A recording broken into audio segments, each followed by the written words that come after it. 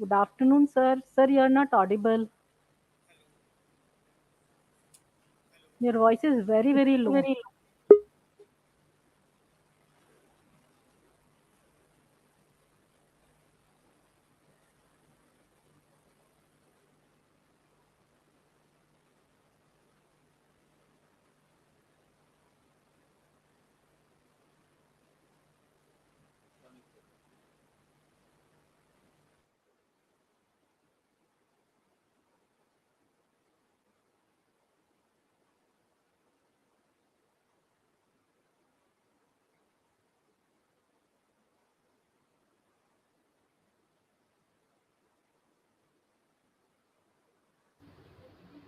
Hello, am I audible? now Yes, that's fine. Okay, how are you, ma'am? All good, sir. Thank you. How are you? I am also good, ma'am. Nice to see you Hello, all sir. here. Nice to Hello, see you, ma'am. sir. Hello, sir. How are you, sir? I'm Dr. Pratibha. Yes, ma'am. I am fine, ma'am. How are That's you? nice. I'm fine, sir. So, sir, Amity is like classes are going on, or it's the time for exams there? At this time, ma'am, hmm? exams are going on. Second year onwards, exams result has been declared, but the second semester, first year exams are going on. So Okay. tomorrow or day after tomorrow means Monday on, but it will finish. But the supplementary exams will going on simultaneously, because for final year student university gives one more chance to clear back papers and all. Ma'am, we So are that's live why now. Maybe start the program. Yes, yes, yes. So, I, Dr. Babita Bhardwaj, Assistant Professor and Program Convener, on behalf of AI Family and AVERS, take the privilege to welcome all the dignitaries and participants in the panel discussion on National Education Policy 2020. So we'll start the panel discussion with virtual lamp lighting. So I request dignitaries and participants to kindly join the same.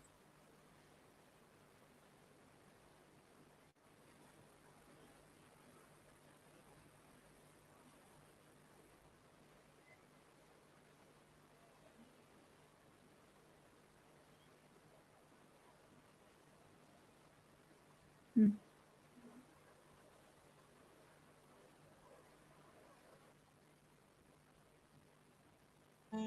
या कुन्देन्दु तुषारहारधवला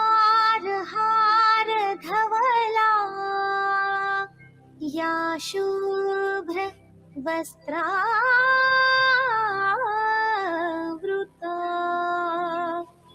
या वीणा वरदण्डमण्डितकरा या श्वेत padmasana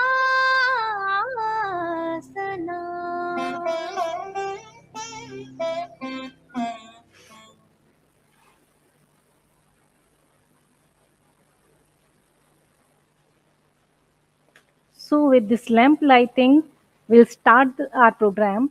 So it gives me immense pleasure to introduce renowned educationist for today's panel discussion. To grace the occasion, today we have Professor Rainu Gupta, Dr. Pratibha Garg, and Dr. Ram Shankar Saxena. So, Dr. Renu Gupta is currently working as a professor and dean, School of Education, Sanskrit University, Mathura. She has started her career as an assistant professor at MDSG Girls College, Ambala City in 1979. She worked as professor and HOD at Lalita Devi Institute of Management. She also worked as professor with Sharda University at the School of Education at Greater Noida. She also worked as a principal at Hindu College of Education, Sonipat, Haryana.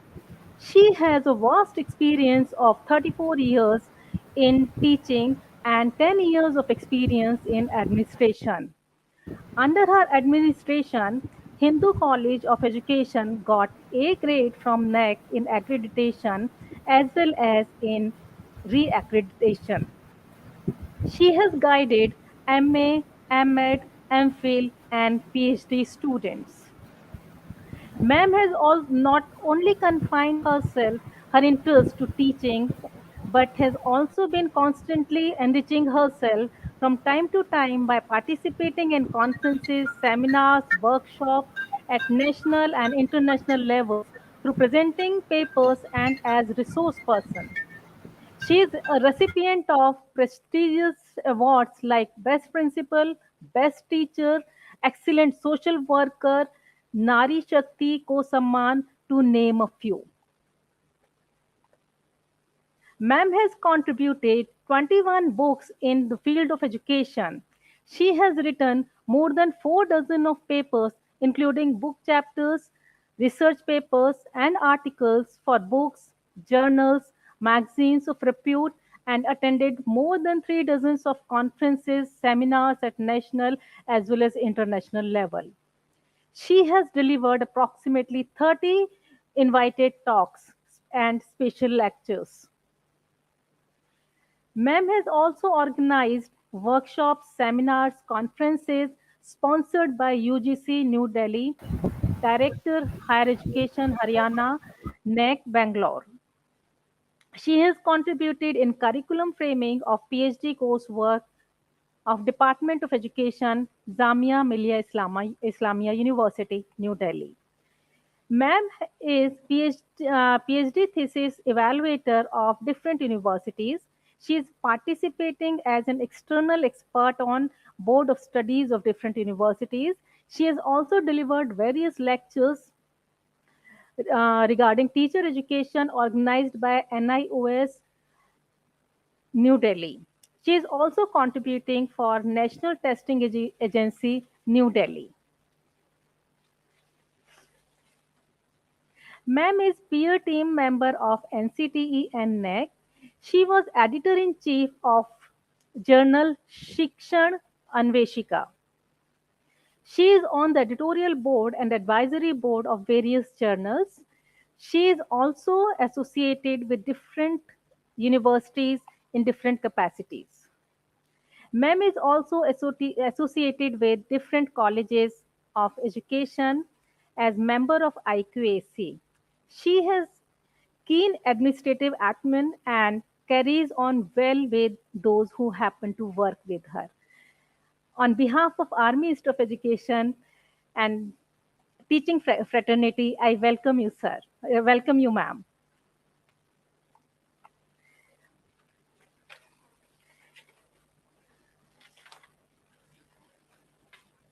Now, I would like to introduce our next panelist, Dr. Pratibha Garg.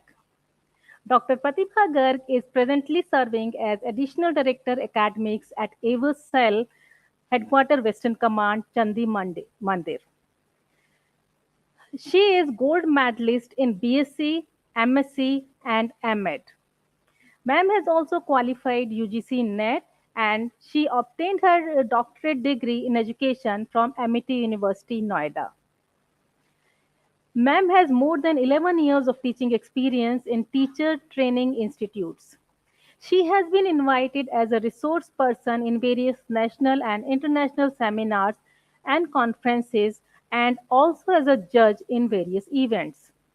She has presented number of research papers in various national and international seminars and conferences. More than 25 articles in reputed national and international journals and conference proceedings, as well as chapters in edited books on different aspects of education, have been published on her credit. She has convened national seminar, international conference, various FDPs, many workshops and guest lectures, etc. She has been conferred various prestigious awards such as Doctor of Rights Award in 2017, Research Excellent Award 2020, Best Women Educator Award in 2021, Indian Youth Icon Award in 2021 again, International Excellence Award in March 2022. She had been the editor of Army Institute Education's Institute's newsletter Sankalan for 3 consecutive years from 2014 to 16.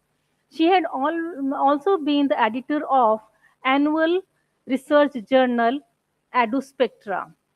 She had been the program officer of NSS Cell AI for more than 3 years. She had also been the convener of Training and Placement Cell AI for 2 years. She has delivered talks on All India Radio and also delivered lectures through FB Live sessions and official YouTube channel of GGS University. Ma'am has self-composed poems which have been published in various reputed magazines. She has also done 4 weeks academic staff college orientation program sponsored by UGC HRDC organized by Jamia Millia Islamia University. She has also done refresher course in teacher education on leadership and governance in higher education and 12 weeks NPTEL course in organizational behavior through online MOOC Swayam portal and initiative of MHRD. She is life member of World Peace Movement Trust, Indian Society of Extension Education, Delhi. We welcome you, ma'am, with open heart. Thank you.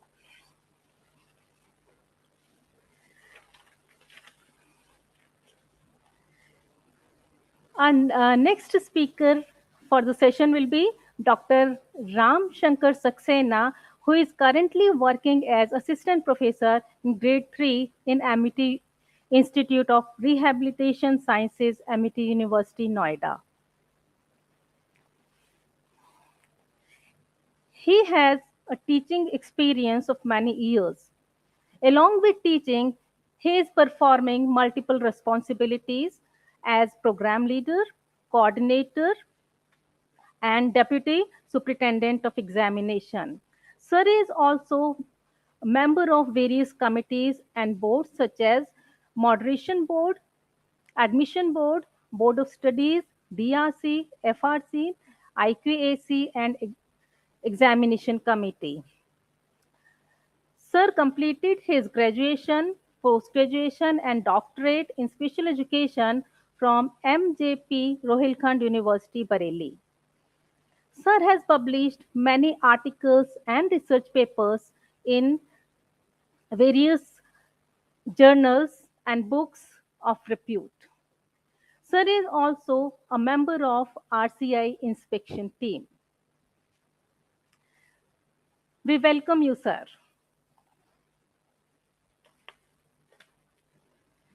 With this brief introduction of our panelists, now I will hand over the platform to Dr. Saidalavi, Assistant Professor AI and Program Convener, to share panel discussion related instructions to the participants. Over to you, sir.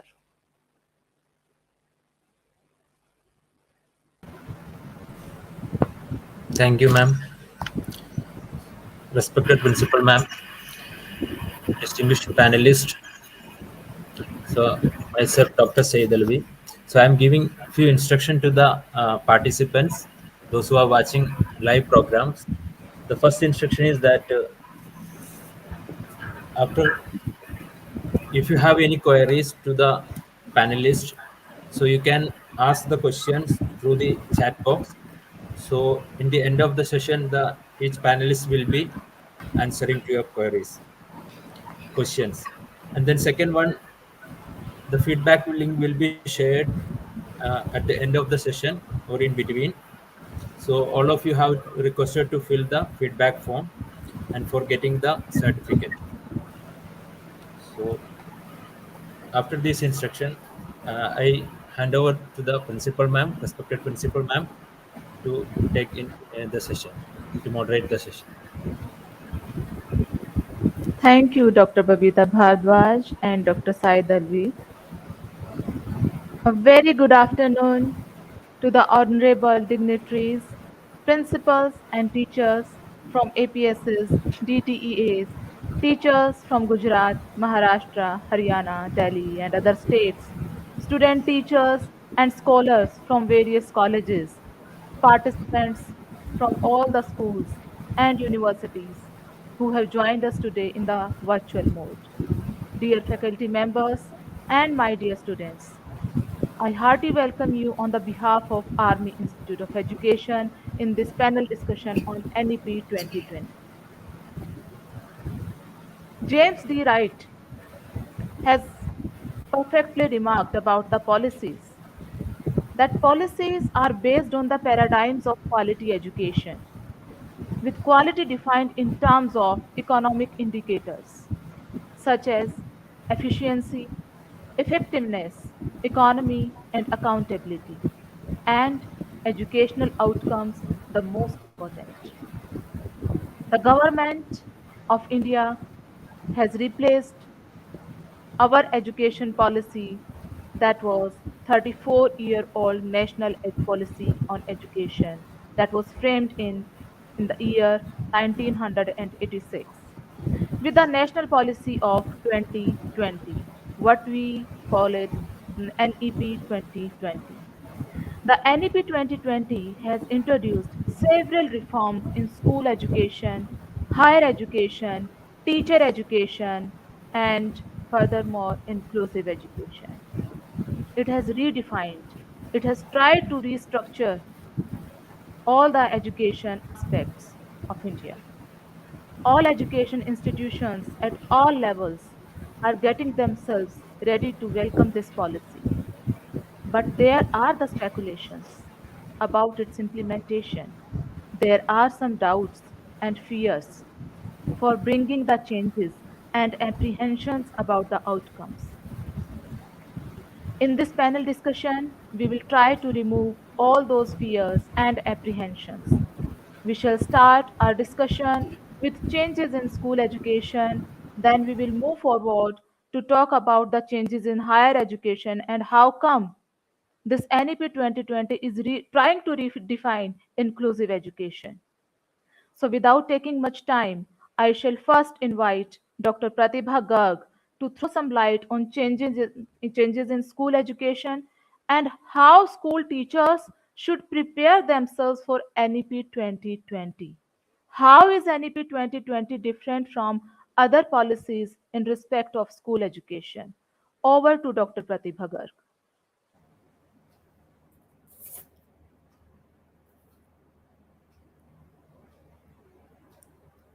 Good afternoon, everyone. Am I audible?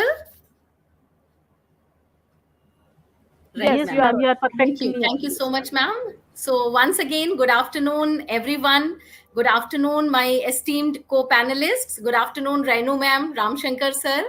And first of all, I would like to thank Dr. Abhilasha Gautam, Principal AI, for providing me this opportunity to share my views on the changes in school education system according to NEP 2020.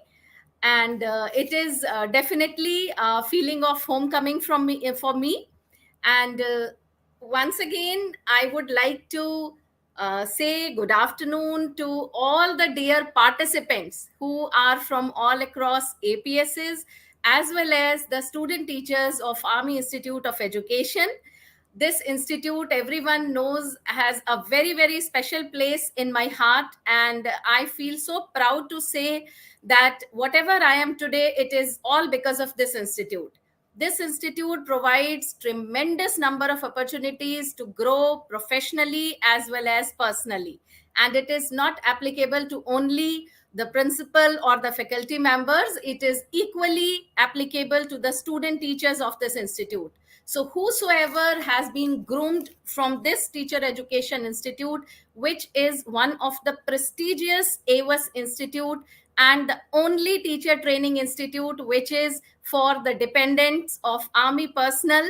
So we all feel proud to be associated to this institute. You all should feel proud. And once the student teacher who are groomed from this institute, they are placed in one of the reputed either private schools or the reputed army public schools. So Many of them have joined here in this webinar also.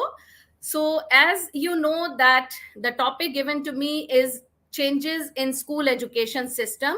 So in the meantime, when I'll share my screen, I request all the participants to share their views in the comment box, what they feel, that what are the changes in the school education system.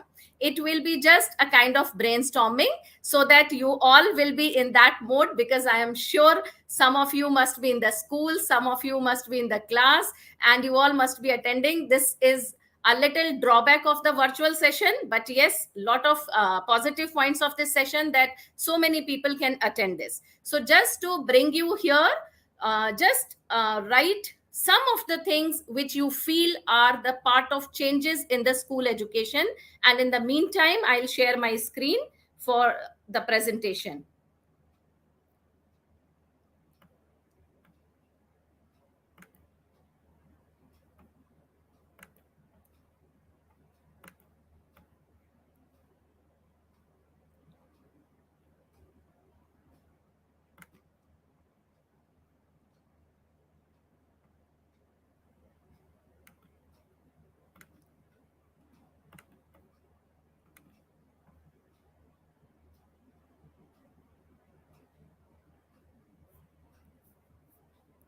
Is the screen visible, ma'am?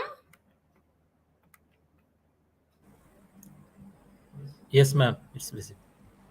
The slide is there, sir? Yes, yes, ma'am. Okay, but okay, now I can't see the comments. Is the full screen slide visible? Because I can't see anyone now. Yes, it's a full screen, ma'am. Okay, so I think I should continue with the presentation first, and then I'll stop sharing the presentation, and then I'll take the comments and whatever questions or the suggestions from the participants that I'll take.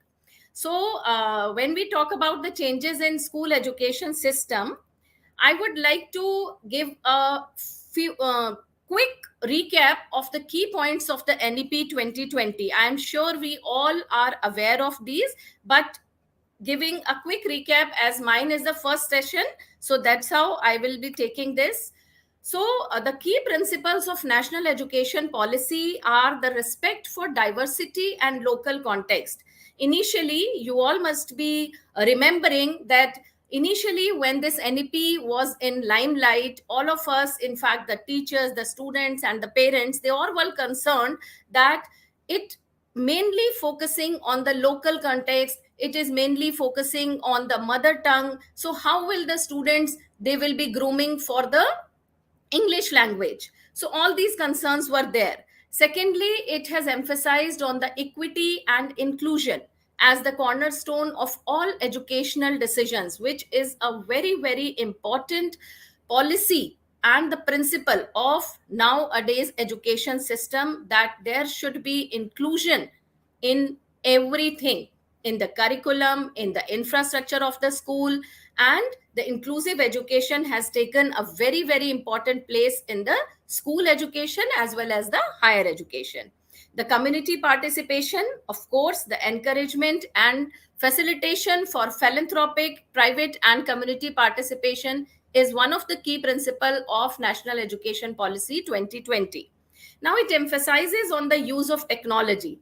Definitely, when this came into picture, the NEP 2020, July 2020, prior to that only, this COVID phase started, and already all the teachers and the teacher educators, everyone, in fact, everyone, they switched to the technology. We all were taking virtual classes and everything was going on. But then yes, after this NEP, it also emphasizes on the use of technology in teaching and learning, in removing language barriers, and in educational planning and management.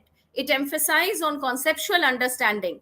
The understanding of the concepts is very important, because as you all are teachers, maybe in between the interaction with the students or the parents, sometimes you must have heard this word that ma'am, concepts clear nahi hai, बच्चे को आता है but concepts clear नहीं है. So it is emphasizing on learning, not the rote learning. learning how to learn. आपको concepts पूरे clear होने चाहिए. So this is emphasizing on the conceptual understanding, the unique capabilities of the individual. It is, हम individual differences की बात करते हैं, but here it is always emphasizing on recognizing and identifying the unique capabilities of each student. After this, the main principle of this NEP is critical thinking and creativity, to encourage the logical decision making and innovation through critical thinking. Continuous review, that is regular assessment. Regular assessment, if we have regular assessment and the continuous review of the students, then definitely the students will be groomed in such a manner. Now, some other main principles of this NEP 2020 is, you must have heard about this foundation, literacy and numeracy, FLN. So this is the main focus to achieve foundation literacy and numeracy. Flexibility. Yes, of course, sometimes you must have heard students and teachers that they've discussed that the curriculum is rigid. But now, after this NEP, the curriculum is flexible. There is no hard separation between humanities, science, and commerce streams. It focuses on multidisciplinary and holistic education. No separation between curricular, co-curricular, etc. activities. It is focusing on the multidisciplinary activities. Now, it mainly focuses on ethics and human and constitutional values. Whatever are the values of our constitution, whatever is the, we call it ethics, human values, this is focusing on that. Because sometimes in the previous education system, we were feeling that the students are being educated, they are being literate, but the values, we all had attended such webinars in which it was focused that the values are degrading among the students. So that's how this NEP 2020, it is focusing on ethics and human values. Now, promoting multilingualism. You all are aware that NEP 2020 focuses on multilingualism. Not only English, Hindi, and Sanskrit, but the regional languages will also be taught in all the schools. Life skills, it mainly focuses on the life skills education. Now, teachers and faculty, they are definitely the heart of the learning process. When the teachers and faculty, they feel that they are the important part of the system, they feel respected, they feel that they can make a change in the student's life, then definitely they want to give more and more of their inputs. And that's how NEP highlights and give emphasis on the continuous professional development of teachers and faculty. The light but tight regulatory framework, that is, everything should be there, it should be flexible, it should be according to the capability of the students, but yes, definitely the regulations should be implemented. Now, outstanding research, definitely this is mainly related to the higher education system, so Dr. Rainu ma'am will highlight on this particular point. Then rootedness and pride in India. Definitely, we all are Indians and we all should feel pride to be an Indian. So that's how NEP 2020 is telling us, has focused on to take pride in India and taking India to that platform. The education system should be on international level.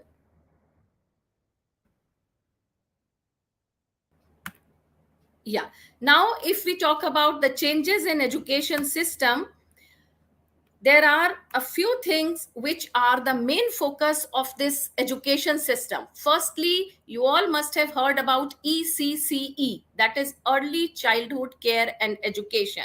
Then foundation literacy and numeracy. These are the main changes which have been taken place in the school education. Then curtailing dropout rates and ensuring universal access to education. Then restructuring school curriculum and pedagogy. Holistic development of learners. We'll take them one by one. Then multilingualism, then curricular integration of essential subjects and skills, then recruitment and deployment of teachers, then service environment and culture, then equitable and inclusive education, and efficient resourcing and effective governance. I'm sure and very, very sure that all of you must have gone through all these points of the school education, all those who are already working in the school system. Now, the critical reforms in school education. Firstly, it is foundation literacy and numeracy. The teachers who are appointed as PRT, who are working as PRTs in various schools, they all must be aware about this foundation literacy and numeracy. The CBSE is also providing training through some online webinars and workshops in this foundational literacy and numeracy to groom the teachers, to prepare the teachers to take this FLN mission on. Now, universalization of early childhood care and education, ECCE. Yes, definitely. This is also there. Now, in the next slide, we'll talk about this, that earlier it was from class 1, 2, and now it is from class nursery onwards, and now it will be known as Balvatika. Now, setting up of National Assessment Center Parak. If we talk about the assessment system, it has changed. It is now the National Assessment Center Parak. Then key stage exams, they are now in class 3, 5 and 8. And then creation of National Education Technology Forum, NETF for technology in education. And then accreditation and standard setting. You all must have heard about SSA, standard setting accreditation. Now, this we were talking about, that earlier what ma'am has just told, that with the previous policies, what is the difference in NEP? So previous policy, which was National Policy of Education 1986, which was prior to this NEP 2020, it was mainly having the academic structure of 10 plus 2. That is 10 years till class 10th. And after that, 2 years, this was age 16 to 18. Now, in the NEP, the new academic structure is 5 plus 3 plus 3 plus 4. And this 3 years, of this 5 years, this is foundational stage. And out of these 3 years are Anganwadi, oblique, you can call them Balvatika or preschools. And after that, 2 years, class 1 and 2, they are from ages 6 to 8. Okay, so this is the foundational stage. So now class and 1, 2, they are with class up till 3 years, Anganwadi. So this is the foundational stage. And here you can say that this is a major difference, that this preschool, this is clubbed with the class 1 and 2. This whole education is now known as early childhood care and education. Now the preparatory stage, that is class 3 to 5, in which age 8 to 11, where we are mainly focusing on play, discovery and activity based and interactive classroom learning. After that, there is middle stage, that is class 6 to 8, which is for age group class 11, age 11 to 14 years. And here we are talking about experiential learning in the sciences, mathematics, arts, social science and humanities. We all by now have heard this term experiential learning. So NEP is already in the system now. So we all are taking the classes, taking the curriculum according to this experiential learning. Now this 4 years, they are of secondary stage, which is class 9 to 10th, age 14 to 18. Here, multidisciplinary studies there, greater critical thinking, flexibility, and student choice of subjects. So what ma'am was just telling regarding the differences, the second main difference is earlier the classes, the streams were defined, that is humanities, science, and commerce. But now in this, according to this NEP 2020, the streams are not defined. It is multidisciplinary. The humanities and commerce and science, there is no hard separation between the streams.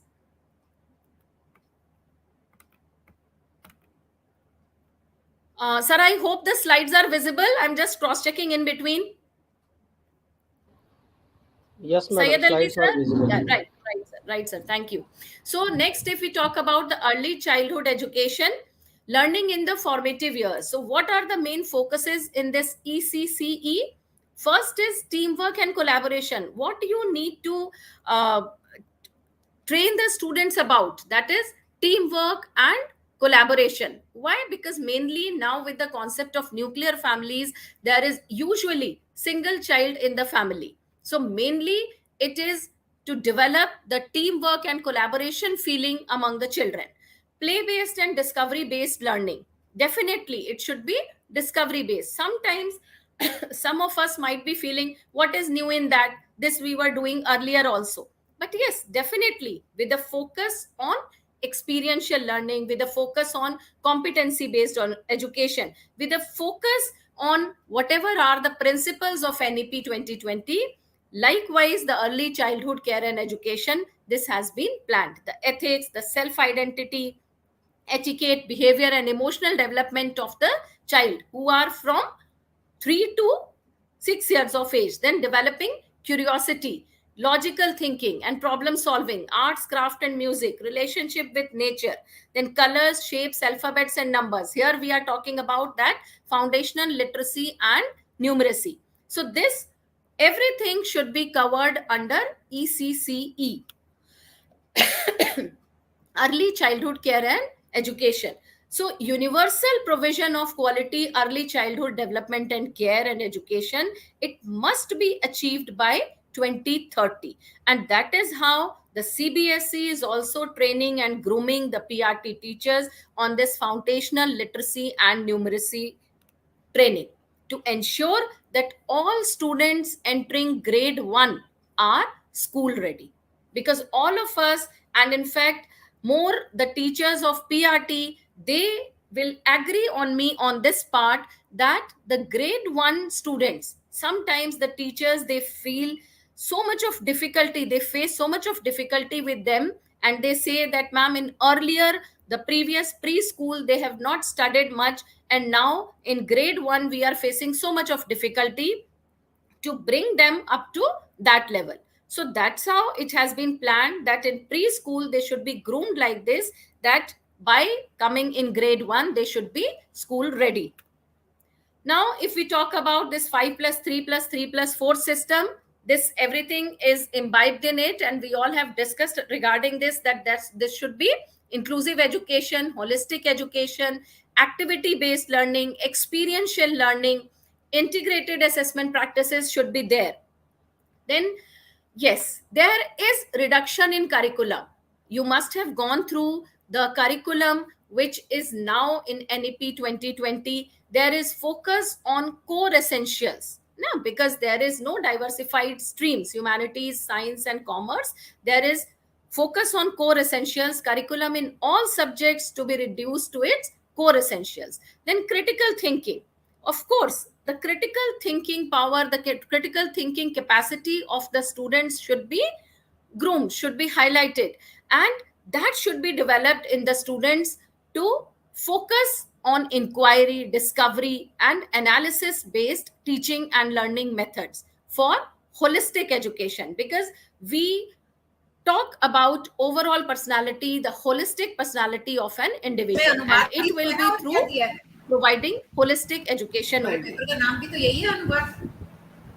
Then we are talking about interactive classes and then experiential learning. Here, Excuse me, Pratibha ma'am. Excuse me, Renu ma'am. Renu ma'am. Renu ma'am, you are on unmute. Thank you. Sorry. yeah, yes, ma'am. So experiential learning, that is very, very important aspect of this NEP 2020. So this we have already spoken about, that they are focused on life skills, on sports and games, art integration, sports integration. So I'll not take much time here. And this is the ideal outputs. No rote learning, no exam fear, vocational training. They are emphasizing on simple curriculum, fun and activity based learning. Then innovative pedagogy, that is transforming teaching learning process. So here main focus is on experiential learning. So experiential learning as the word suggests, as the term suggests, it is mainly focus on your experiences, how you inquire about that, how you experience that particular thing. That should be the base of the teaching learning methods. So individuals, the students, the learners, they should be given number of experiences. They should be given such kind of experiences in the class as well as outside the class, that they should imbibe that particular topic according to those experiences. Bagless days, these bagless days, the 10 bagless days, or they can be according to the local committees or the school committees, these should be introduced in the education system. And during this bagless days, they can be uh, taken to the visits to some local areas where they can visit some local carpentries, the artists, and such kind of people, where they will learn something vocational. So these bagless days, this concept was not there in the previous policy. Now, promotion of peer tutoring. Yes, of course, we all have learned and seen this mentor system. But here in NEP, this peer tutoring has been emphasized, that if the person, the learner is attached with some peer, the promotion of peer tutoring is there as voluntary and joyful activity under the supervision of teachers. अगर एक बच्चे को दूसरे बच्चे से थोड़ा ज्यादा अच्छा आता है, he knows that particular concept, then he or she can help the peer. And of course, this will be a kind of joyful learning among the children. Now, this we have already spoken about, preparation for schooling and elementary schooling level. Now, school infrastructure and resources. Of course, this is special education zones, this SEZ. This concept is also new here in this NEP. That is where the socially, economically disadvantaged group, these children are high in number, are more in number. There we have to create this special education zone where their education can be taken care of. Now, if we talk about the holistic development of the student, definitely the vocational education, the holistic report card, and the innovative pedagogies, which is related to experiential learning and learning methods, they are introduced according to this NEP 2020. Then inclusivity. Definitely the gender inclusion fund. This is the main concept and the new concept which this NEP has introduced. This gender inclusion fund, this is a kind of fund which is mainly for the girl child and for the transgenders. That is for giving them equal opportunities. In fact, if there is short of funds in the school, we can help these transgenders and the girls' education with the help of this gender inclusion fund. Special provisions for gifted children. This also NEP has a provision for special provision for gifted children. So the education provided to this gifted children should be not, we'll say not different, but yes, of course, if you identify a gifted child, definitely his or her education should be taken care of. Then assessment, National Assessment Center for Performance Assessment, Review and Analysis of Knowledge for Holistic Development, PARAK, has been introduced. And according to that, the board exams in grades 10th and 12th, there is a change in that also. Okay, you all must have read about that, that in class 10th and 12th, now term 1 and term 2, two exams will not be there. Only one board exam will be there, and it will be based on the competency based questions. Now, teacher recruitments and teacher education. We all have heard about this 4-year integrated B.Ed degree by 2030. So this should be according to the 4-year integrated B.Ed program. And teacher recruitment, that should be based on the teacher eligibility test. Okay. Then we are talking about here CPD, continuous professional development. That is minimum 50 hours of in-service training, which is continuous professional development, CPD. That is minimum 50 hours of training should be provided to the teachers. In that, The teachers also have to take initiative, and here CBSE is also providing various online webinars as well as workshops on various aspects of this experiential learning, pedagogy, foundation literacy and numeracy, and various aspects whatsoever is new in this teacher education, ICT, and all those things are being provided on the online platforms.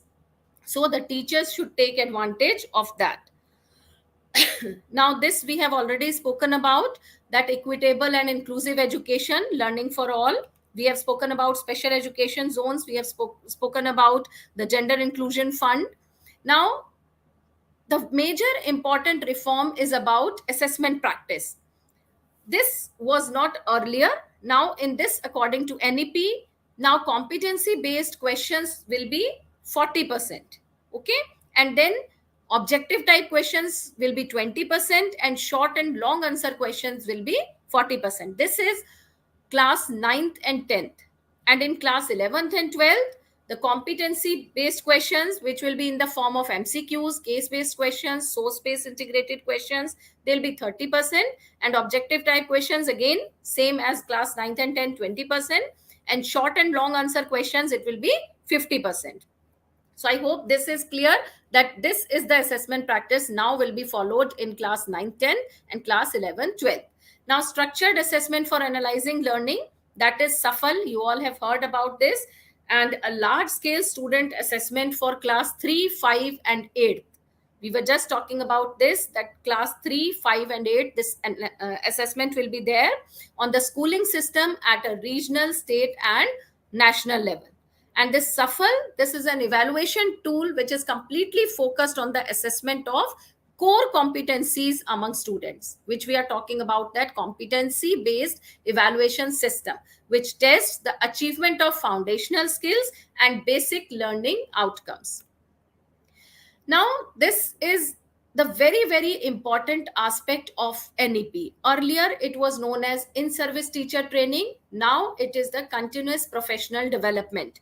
And at least 50 hours of continuous professional development opportunities every year they have to do for 50 hours for their own professional development. It covers the latest pedagogies. We have just spoken about this, that experiential learning, art integration, sports integration, storytelling based approach, whatever is new in the education system, these webinars and workshops are being organized by CBSE, as well as all the members, all the teachers who are from APSs. They all are attending the FDRC workshops and webinars, which are being organized under this continuous and professional development on these particular aspects.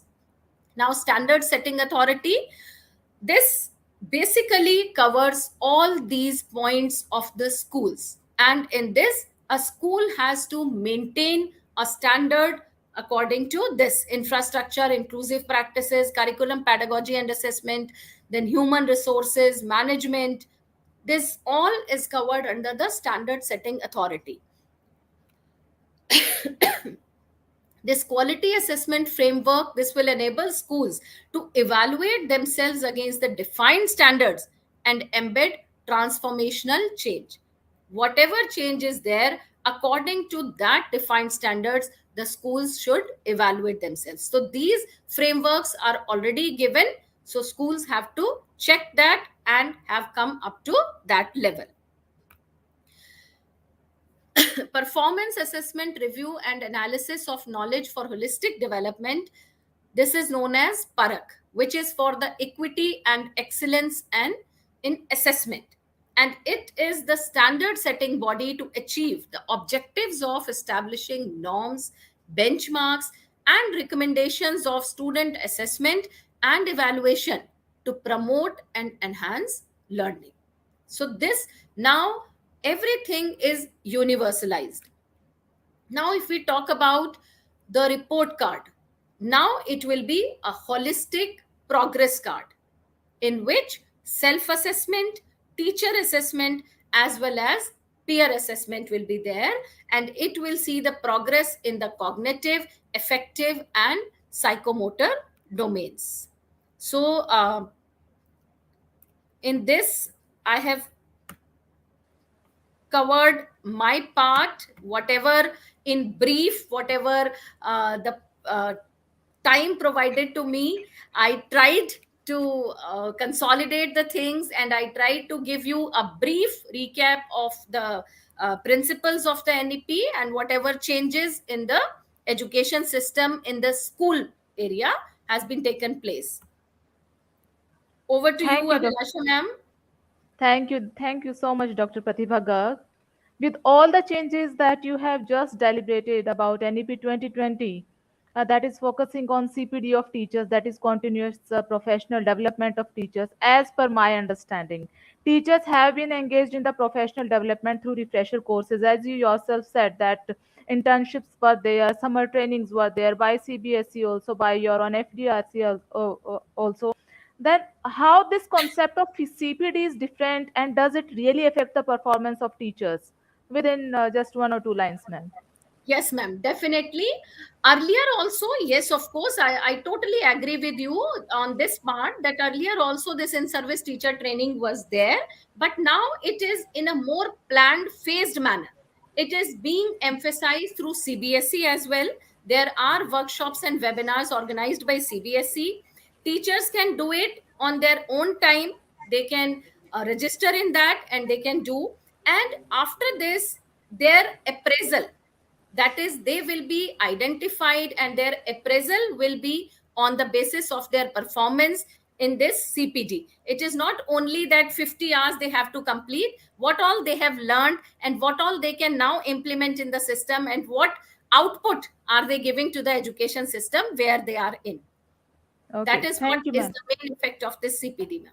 So, in continuation and in linking with this question, I would like to ask this question to Renu ma'am. Renu ma'am, all these programs like FDPs, seminars, webinars, online panel discussions, whatever the private institutions are doing for their own faculty members, for the student teachers, and for the teachers for the schools who are there in the schools, will these be also counted as a part of 50 hours of CPD? Yes, these are the part and parcel because all will help in the capacity building of the Right. teachers. But the main lacuna in these programs is that there is no evaluation system, that after attending any webinar, after attending any panel discussion, after attending any seminar or conference or anything maybe, there should be presentation in the institution by the faculty member that what new things they have learned. Nowadays what we are doing, we are dependent only on the certificate, that how many certificate a teacher has collected in a year, and there is no, that is why there is no improvement in the teachers, because they are running for the collection of the, as during the 2 years of corona, the teachers were running behind the collection of the certificates, that I have attended so much seminars, I have attended so much conferences, but what is the improvement? There is no improvement. So that is why we should think that how the improvement can be brought in the teacher, and only then we will say that these seminars conferences will be fruitful and useful for the teachers as well as for the students, that after attending any faculty development program, what new teaching methodology they are opting to teach for the students, what new assessment techniques they are opting to assess the student. If this will happen, only then the improvement will be there. Rightly remarked, ma'am, because something should be there when we are saying that changes should be in the behavioral. Then teachers should also focus that a behavioral change should be there and it should be reflected in the classroom. I would Okay, like to add on one small point, ma'am, here. That, of course, as just I mentioned, and Renu ma'am also mentioned, that it will be in the form of appraisal. So, their performance appraisal, their promotion, their salary increase, everything will be based on this performance appraisal. perform. And Right. a national professional standard of teachers, NPST, that is being created. And according to that, this CPD will be analyzed. Right, ma'am, right. And second point, ये बड़ा ही एक प्रश्न उभरा हुआ है हमारे शिक्षा जगत में आजकल. We are actually belongs to those generations who have been always we have been brought up in the fear of board exams. So now NEP 2020 is saying that there should be no fear of the exams. But what I feel when you are saying that the exams should be, tension free, fearless studies, fearless exams. But when we are moving towards class 10, now board exams were there to be the landmarks and foundation of the subject choice in class 11. But now NEP says no stream will be there, no exams will be there. So instead of saying that no exam fear, don't you think so, ma'am, that this is just a shift of fear of exams from class 10th, 12th to class 5th and 8th? uh, Here, I think both the things are there, as a professional, as a personal view also. That yes, ma'am, you are right that no fear. When we talk about this age, class 3, class 5, and class 8, that time the students are, the learners are not in that stage in which they feel that there is an exam. They just enjoy it, and when they are being evaluated, or we should say assessed on the competency based education, the experiential learning, and in general their assessment is going on. So that time that kind of a fear is not there in mind, that जिसको हम बोलते हैं ना वो हवा होता था class 10th and 12th में, because that is the age where we become more conscious about such things. How many will be the marks, कैसे रहेंगे, क्या result रहेगा. We have seen so many suicidal cases and all that. But at this age, class 3, 5 and 8, such kind of things are not there. And जब starting से उस चीज को implement कर दिया जाएगा बच्चों में, तो डेफिनेटली धीरे धीरे वो अपने एजुकेशन को नॉर्मल रूटीन में इस तरह से लेने लगेंगे that this should be there result. It is like that. Renu ma'am, what is your view on this point? Actually, I am not Yes. so convinced with this कि वो 10th 12th से हटाकर वो 5th और 8th में लाने की क्या जरूरत थी. मुझे समझ में नहीं आ रहा है एज ए टीचर ये बात, क्योंकि 5वीं में बच्चा हम वैसे ही पढ़ा रहे हैं उसको. ही इज ऑल, मतलब we are preparing him for the elementary education. तो how come it will make sense? If we compare the education system of India and the other countries, international countries, at the international level, there is no fear among the students of exams at the school level. So why in India they have the fear? It means there is some lacuna in our pedagogy system. There is some lacuna in motivating the students, because we are developing only the cognitive abilities, and in the cognitive abilities only two aspects, that is knowledge and understanding. Very few we go to the application, that is the middle level. It means we are, till now, after so many years, till now we are laying stress only on the lower level of the cognitive skills. As if we compare from the foreign countries, they are going to the higher level, analysis, synthesis, creativity. So here very few students come regarding the creativity. Most of the students will remain up to only the lower level of learning. It means there is some lacuna in the teaching methodology. If the teachers will improve the teaching methodology, then no student will have the fear of exams. Anytime when they say there are exams, they will say, yes, we are ready, you can take the exams. It means there is need of bringing change in our pedagogy system, our teacher preparation system. Every time I say what type of teachers we are preparing in teacher education colleges, that is not up to the mark, because we are the providing the base to the school education. If we will provide the good teachers, effective teachers, efficient teachers, only then the school education can be improved. So this is my suggestion. Yes, Right, ma'am, and I would right. like to add on here with Rainu, ma'am. Ma'am, as you have said that application part is not focused, then definitely here, with the help of experiential learning, which is the prime focus of the school education, yes, definitely the students will be groomed in that manner, and their competencies are being assessed. So when they are being assessed, as ma'am has also said, then no fear will be there, because it is not rote learning. It is whatever is their understanding, whatever they have imbibed, that will be assessed. Right. So, Ma'am Pratibha, one thing I want to say that NEP has said lot of things. Now we are to see where are the difficulties in implementing the system. implementation. Definitely. Experiential learning in itself is very good, but who will opt it? Who will implement it? Teachers will opt it. Teachers, definitely. The main thing is the Yes, development of ma'am. efficiency of teachers. Teachers, Right. definitely. Right. So, Ram sir, now this question goes to you. Uh, how come a teacher be prepared for experiential learning in the classroom?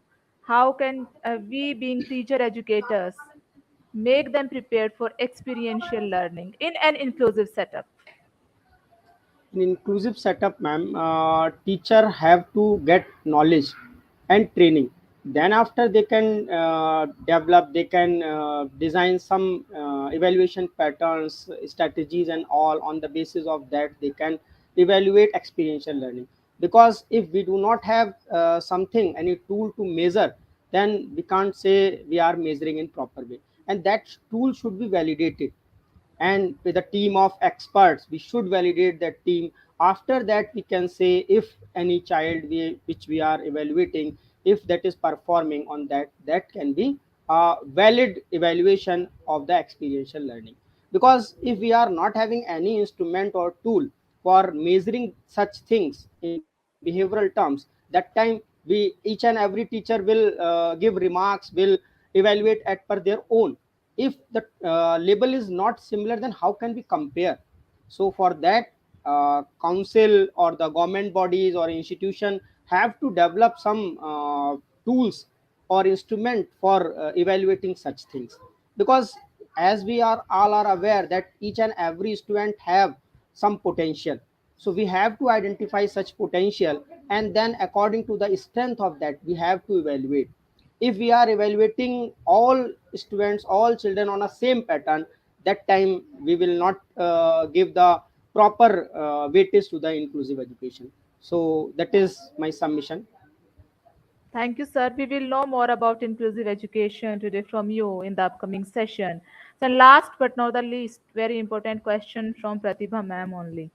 I'm really very curious to know that about the structure of 11th and 12th class subjects. NEP has very bluntly said no streams will be there. There will be open subject, but on the same time, there is no demarcation of the subjects, how many subjects and what are the core essentials. They have focused on core essentials, no, in 11th and 12th. So how and in what line NEP has defined these core essentials, and if there will be no structure of art, humanities, commerce or other things, then what will be the structure of 11th and 12th? से 11वीं में बच्चे ने math भी ले लिया, language भी ले लिया, पॉलिटिकल साइंस भी ले लिया, and all will be free. Then where will that school make them sit? Which kind of classes will be run? And how will schools cope up with this changed structure of classrooms? Very interesting and very relevant question, ma'am, no doubt. And in class 11th and 12th, ma'am, first of all, yes, you are right that there is now no demarcation of streams, humanities, science, and commerce. But definitely, the things are quite streamlined. CBSE has given the syllabus of class 11th and 12th, in which they have clarified all the things, that it is languages, they have to choose any one language, either English or Hindi, or they can have two languages, both English and Hindi, or any one regional language as well, as they are emphasizing on the regional language. After that, they have humanities and social sciences, they can have that subject, then any subject from the sciences, then any from the mathematics, then business and commerce based electives, then visual performing and creative arts, then skill electives, any one subject from the skill electives, which is due focus towards the vocational education. Because in class 6th, 7th, 8th also they can have one skill subject, and after that in class 9th and 10th also they can have one skill subject, and then in class 11th and 12th also they can have one skill subject. So it can be the same subject or it can be a different subject. So as you are talking about that, definitely it is not that earlier also we were, when we were having three streams, the classes were going on, the sections were there, the classes were there. So infrastructure we all have. It is just like we have 4 or 5 optional subjects in B.Ed also. So then we decide on one thing, like if the number is more than 20, then we'll give this subject. Because if only one single child or two children are there in for one subject, then definitely only us for those two children. But NEP focuses on that also, that you cannot say no to the child. So any teacher can teach them, but definitely it is not necessary that accordingly the timetable they have to be prepared, and they can be taught in some extra classes, and they can register themselves for the board exam with that particular subject.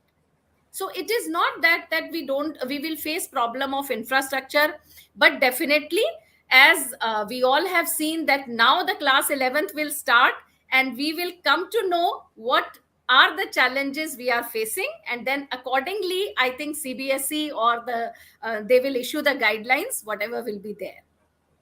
So I'm sure, ma'am, you will share the outcomes with us, because the Yes, way definitely, classes ma'am. will run in 11th and 12th, we will start Yes, preparing our teachers in the same manner, our student yes, teachers. yes, ma'am. And Yes, this ma'am. thing, the change in the school is directly related to the changes in the higher education and the teacher education system. So, to know more about how this NEP 2020 is impacting and has impact on our higher education and teacher education system, we will move towards Professor Dr. Rainu Gupta, ma'am, for her views on this effect of NEP 2020 on teacher education. Because, ma'am, I really want to know the way Pratibha ma'am said that teachers will be given, the teachers will be there, infra will be there. But how come this will affect the pedagogy subjects? Like we know that in B.Ed, teachers choose only two subjects, and on the basis of that, subjects are being provided to them either on the basis of their masters or the subjects that they have read in graduation. तो ये subject teacher कहाँ से लाएंगे? इतने सारे subjects तो दे देंगे, CBSE ला रही है, लेकिन टीचर्स कहाँ हैं ट्रेंड? और हम क्या करें कि वो ट्रेंड टीचर्स वो किस तरीके से हमारा एजुकेशन, टीचर एजुकेशन सिस्टम बदलने वाला है? Over to Renu ma'am please.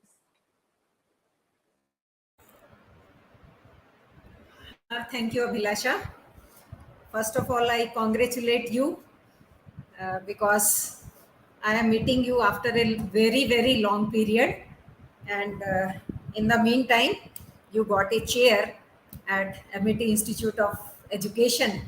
So, first of all, congratulate to you, and welcome to all the dignitaries, all the panelists, panel members, all the faculty members, and all the others who are attending this panel discussion, because it is very useful, because all of us are responsible for the effective implementation of the new education policy. If we all will together and apply this NEP, because NEP is a documentary, is on the paper, but it will be effective only when it will be implemented in the real sense. And who will implement it? We are the people who will implement this national education policy. So it means without us, without our efforts, and for this we have to do much efforts. Otherwise, this policy will remain on the paper, because this policy came into being after so many years. So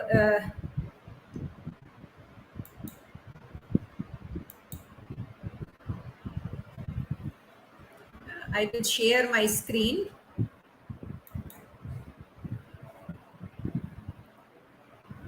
Are you able to see? Not No, yet, not ma'am. yet, ma'am. Not yet.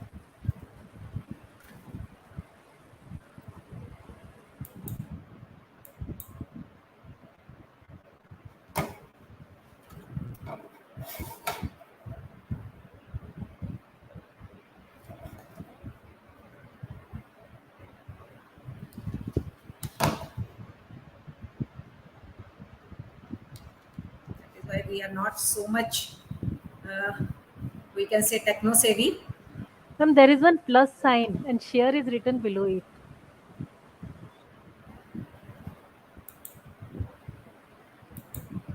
There are four icons: mute, stop cam, setting, and share. In share, there is plus sign which has Yeah, to be I clicked am on. clicking on that share screen. Na? Yes, yes, ma'am. Ma'am, it will take time to upload. Okay. One minute lagega. It will upload and then you can share it again, ma'am.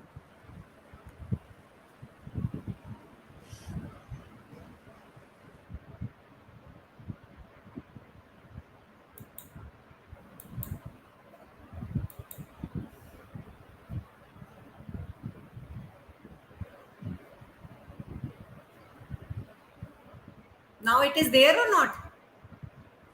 No, ma'am. But from my side, it is showing. Yes, ma'am. Now it is appearing. Yes, yes. We Okay. now we can see it, ma'am. Now it is there. Yes, ma'am. Yeah. Thank God we are trying our best to be the digitalized, but not too much as the today's young persons are able to do this. So I am to speak on higher education, but before that, I will see that in higher education, there are so many gaps which the NEP wants to remove. Uh, how it will go? The next slide.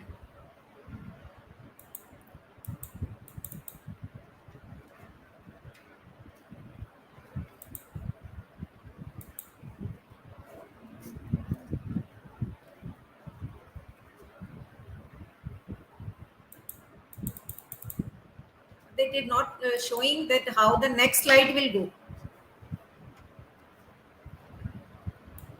Ma'am, scroll it Ma'am, down, please. Please ma'am, check it is once. PDF. Please scroll down. Change page.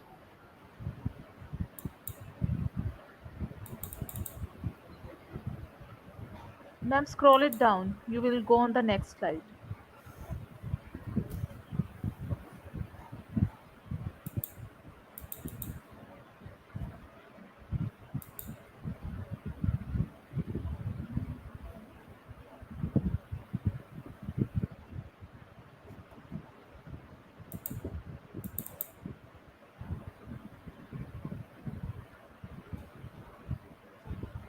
Can you help me in this regard? Only it is showing one. Ma'am, scroll it down. Click on it and scroll it down. Then it is Ma'am, not scroll. I am ma'am doing on on that, but it is not scrolling. ma'am on right hand side there is a bar. If you will click on that bar, it will come down. On extreme right, there is a bar which is visible.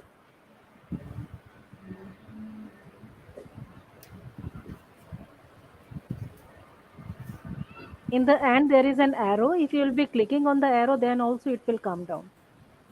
There is an arrow, but Yes, when ma'am. I am If clicking on it, but it is not going but ma'am, on. on the top also I can see that dark shade is there. So if you will scroll from there, then also it should come down on extreme Just right. wait a minute.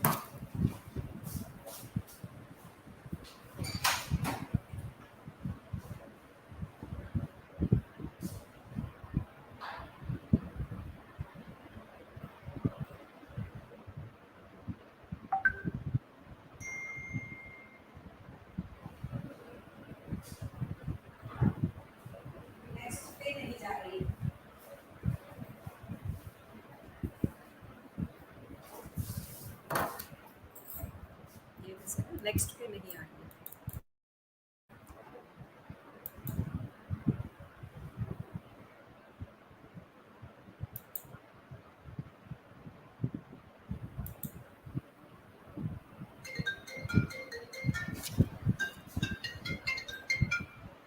Hello, हाँ जी, हाँ जी बताइए।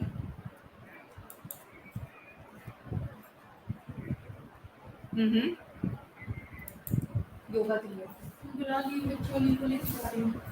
हाँ, the faculty is coming.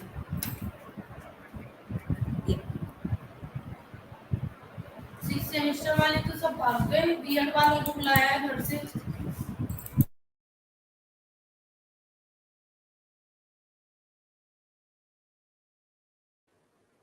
Ma'am, till the time you fix the problem, can we take up the next panelist?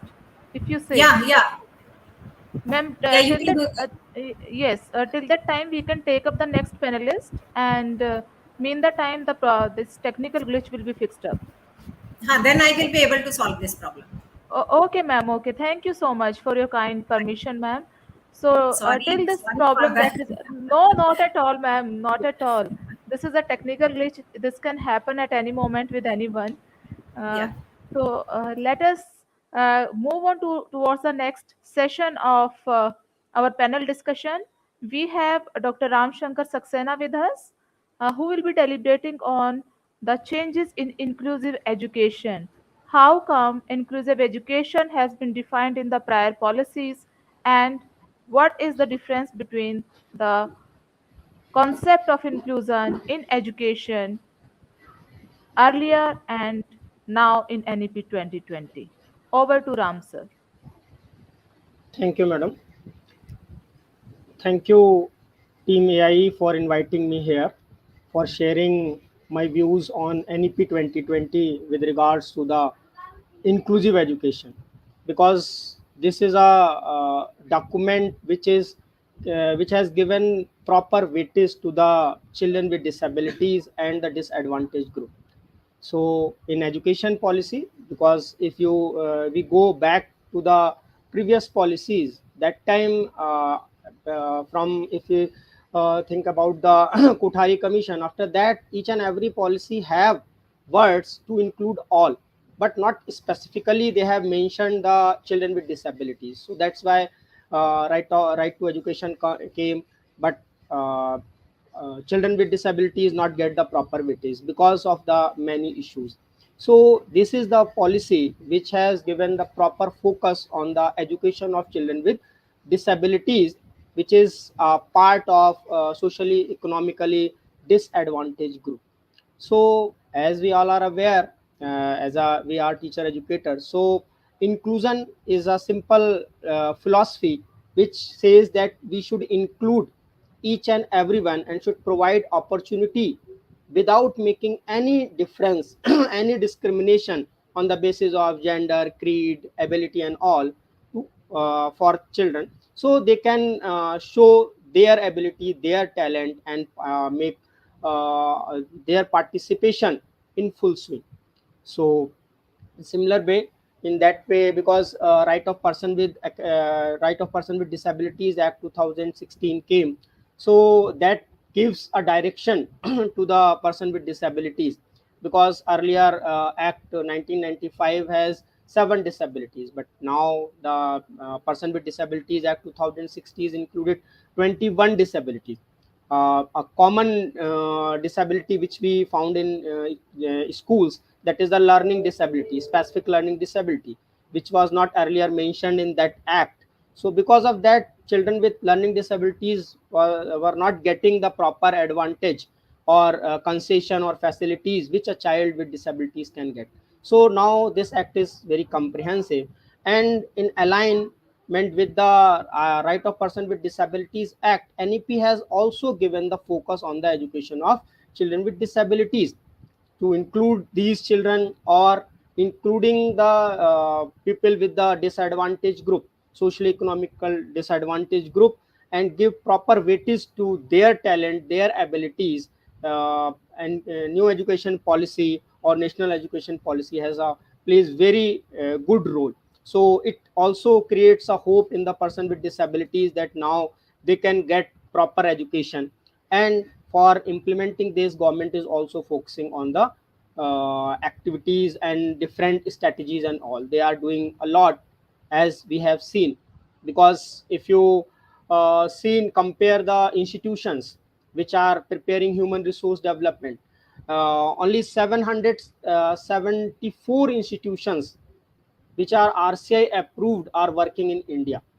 As we all are aware, India is a bigger country and we have second position in population. So if you go back to the census 2011, that time you may find 2 to 3% population is suffering with the disability or disability issues. So for that, for catering their need, we need a huge human resource. But as RCI established by the Act of 1992. So if you go think that only 30 years has been passed for developing this council or making this council in India. So at present we are talking about this in with the help of NEP 2020, that a big step. So by that 774 institutions are not a good number of the human resource development institutions. Compared to that, if you go with the NCT colleges, this number is very big compared to this RCI approved institution. And as we all are aware that these children have a special need. So very less ratio we have to just, as in general 1:30 ratio can be possible for in classroom, but for these children 1:1 or 1:2 or 1:3 ratio is required. So for that we need a large number of human resource of trained person which can handle with these type of children. In this way, NEP 2020 provides a hope that they have given option to train general teachers in the special education. So if with the help of, because that's not only depends on the special educator, with the help of general educator, that only we can provide the facilities to the special children. Otherwise it will not be possible because number is huge.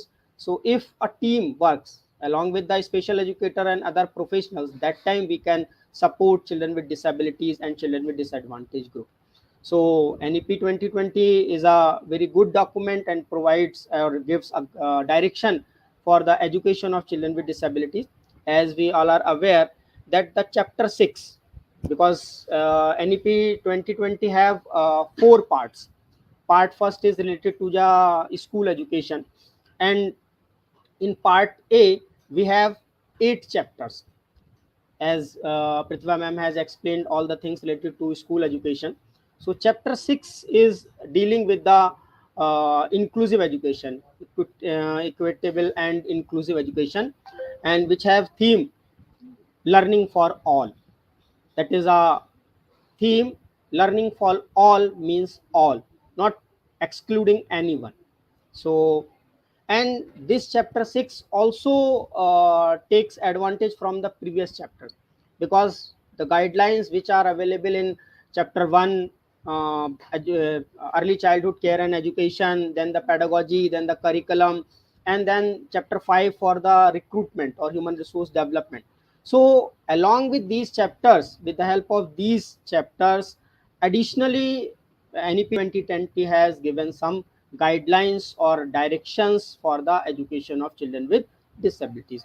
Just give me a minute to share my presentation.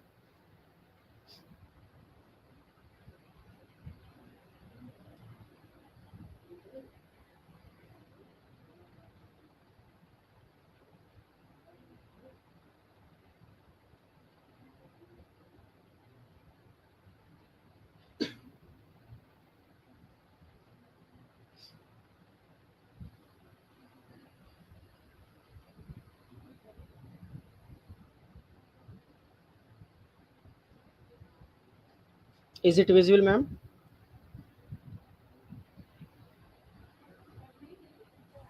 Not yet, sir. Okay, I think it is taking time.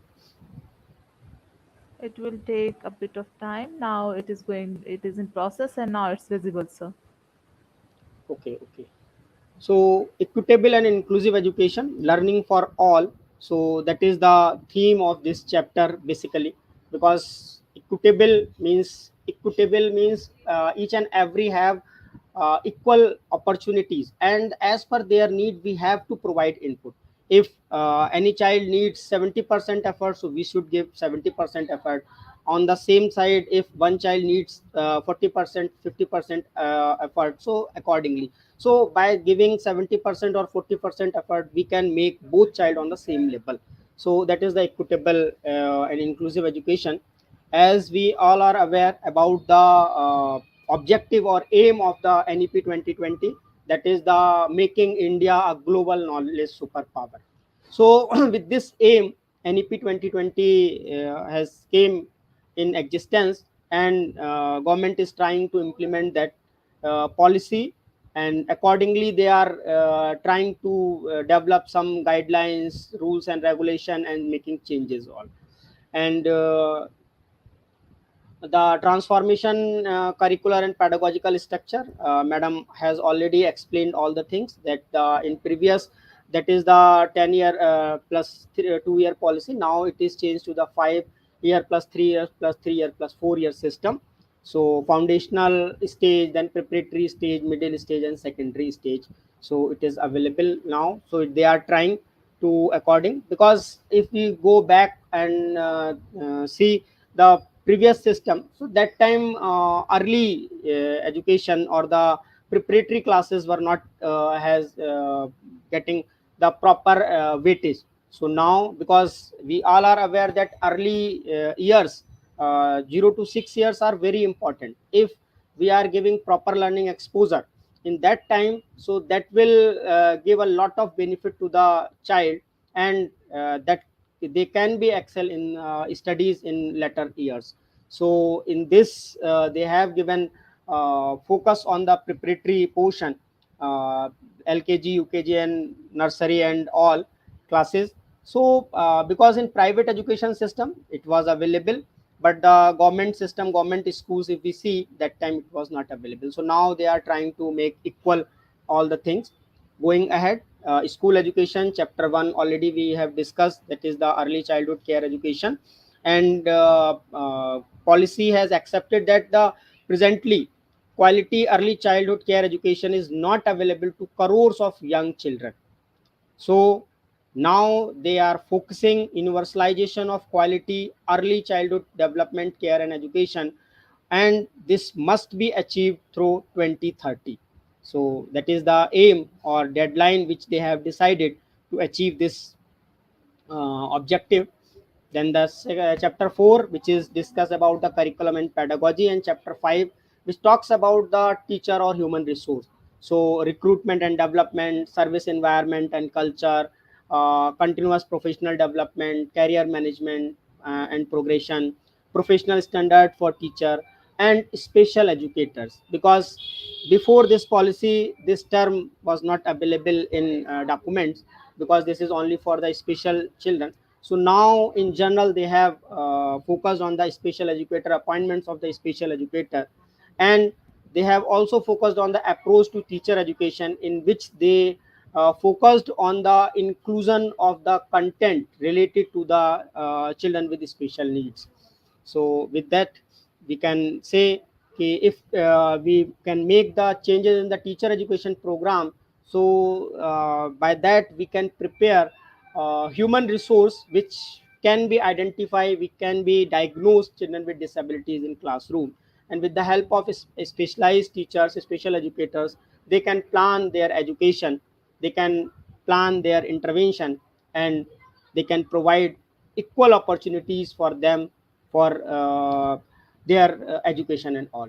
So chapter 6, which is talks about equitable and inclusive education, theme is learning for all, and they have accepted that education is the single greatest tool for achieving social justice and equality. So if we want social justice and equality, there is only one way, that is the education. So by education we can make changes in our society, and with that we can achieve this objective of equality. So, and they have also accepted that if we are providing equal inclusive education, equitable education, that will give a chance to the citizen, every citizen, to fulfill their dreams, thrive, and contribution to that nation. Because as we are the second position in population, so we have very young population and lot of people. So if we can convert each and every person as an asset for the nation or human resource for the nation, that will help in the development of the nation. Policy says education system must aim to benefit India's children so that no child lose any opportunity to learn and excel because of circumstance of birth and background. So because of any circumstance, any child should not lose any opportunity to learn. And policy reaffirms that the bridging the social category gaps in access, participation, and learning outcome in inclusive education will be a major goal of the present education system or the coming education system.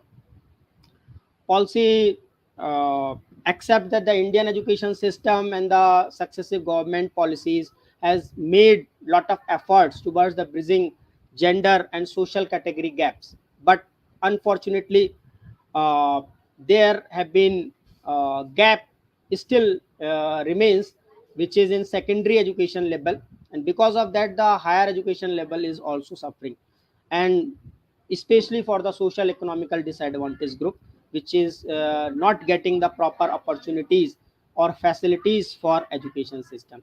And SCDGs can be broadly categorized based on gender identities, social cultural identities, geographical identities, disabilities, including learning disability. So this is the document or first policy which is mentioning learning disability specifically, otherwise it may be ignored. So social economic conditions, these are the some categories which includes in the socially economically disadvantaged groups. And policy recognize the and gives the importance of creating enabling mechanism for providing children with special need and same opportunities of obtaining quality education as any other child. And they have said that the separate strategies will be formulated for focused attention on reducing the social category gaps in school education system. This says that the one-on-one teachers and tutor, peer tutoring, open schooling, appropriate infrastructure, and suitable technological intervention should be available that can help the children with disabilities. Chapter 1 to 3rd, which we have discussed, so the measures which we have policy have discussed in the chapter 1 to 3rd, that is also important for this chapter 6. And various policies and schemes which are already running by the government, and that which is the targeted scholarship, conditional cash transfer incentives for parents to send their child to school, providing bicycle for transport, this should be strengthened in across the country, so that will provide the facilities to the parents and the children for accessing the education. They also focus policy also focused on the special education zones. Government has identified 117 aspirational districts in all over India. In UP, they have identified eight aspirational districts where the gap for the educationally disadvantaged group, socially and educationally disadvantaged group is higher. So they are focusing on these districts by making them a special education zone. So the disadvantaged group can get the educational opportunities for developing themselves. And policy also recommends that these special education zones and the special education economically development groups also especially target towards the girl education, because that is also a ignored part. So they have focused that the uh, cross to the social economically disadvantaged group, we should also focus on the girls education, and we should provide the facilities to the girls. They have uh, mentioned that the gender inclusion fund should be developed, and similar inclusion fund for the other socially economically disadvantaged group can be developed also. They have also focused that the ECCE is very important for also for the children with disabilities, and this policy is alignment with the Right of Person with Disabilities Act. And this policy also says when preparing national curriculum framework, that time NCRT, because this responsibility is given to the NCRT, and that time when they will prepare, NCRT must consult with the expert bodies such as the national institutions of Department of Person with Disabilities. So if when national curriculum framework will develop, NCRT will consult with the national institutes of person with disabilities, and they have focused that the schools will be provide resource for integration of children with the disabilities, recruitment of special educator, and cross disability training. And for establishment of resource center where it is needed, government will provide the resources and the facilities. Barrier free access of all children with disabilities will be enabled as per the Right of Person with Disabilities Act. This is important because CBSE has also focusing on that. They have issued one letter in 2015, and continuously they are enforcing schools to develop infrastructure or to modify infrastructure as per the need of inclusive education, or develop the barrier free environment for children with disabilities. And CCPD has also given some guidelines. The chief commissioner of the person with disabilities also has issued some guidelines on with the help of these guidelines, schools or school complexes can modify their structure to welcome children with special need or person with special need. And the policy has also says that school will work and will support for providing all children with disabilities accommodation and support mechanism tailored to suit their need. As per their need, as per children with disabilities need, schools have to provide accommodation and support to them for their full participation and inclusion in classroom. So for this, schools has to make some changes, modification in their infrastructure and their policies also.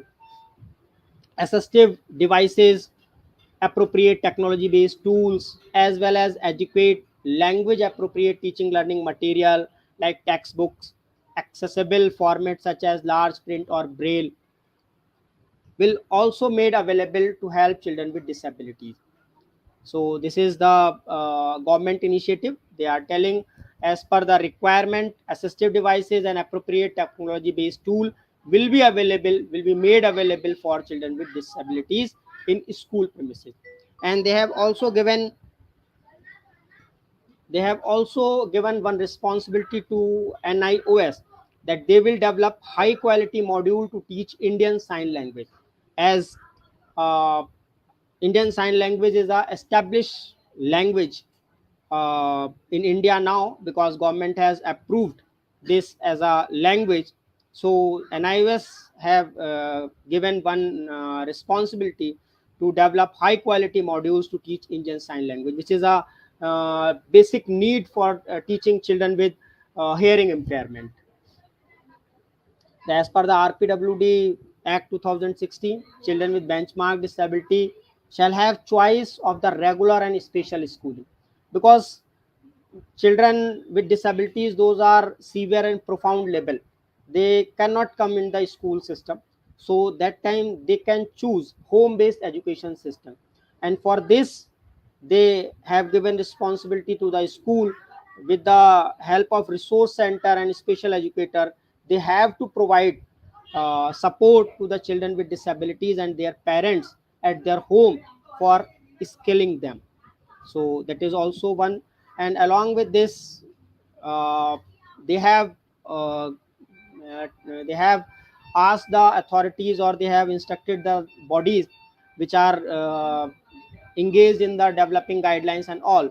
So guideline for and standard for home based schooling shall be developed based on the audit in line with the RPWD Act, because they have given the weightage, equal weightage to the home-based education for children with disabilities. So for evaluation purpose, they have also instructed that guideline and standard should be developed in line with the RPWD Act 2016. Then they have suggest technology based solutions will be used for orientation of parents and caregivers, and the material, printed material information should be distributed to the parents and caregivers so they can upgrade their knowledge and they can enable themselves for helping children with disabilities. And they have clearly mentioned that the education of all children with disabilities is the responsibility of state. As we all are aware, education is the responsibility of state. Similarly, they have focused that the education of all children with disabilities is also responsibility of state.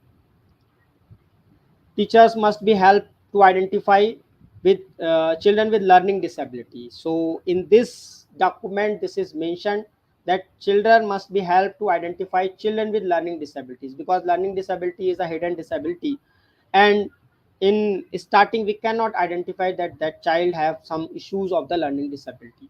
So they have given weightage or instruction, or they have mentioned that teacher must be helped to identify children with learning disabilities early and plan specifically for their mitigation.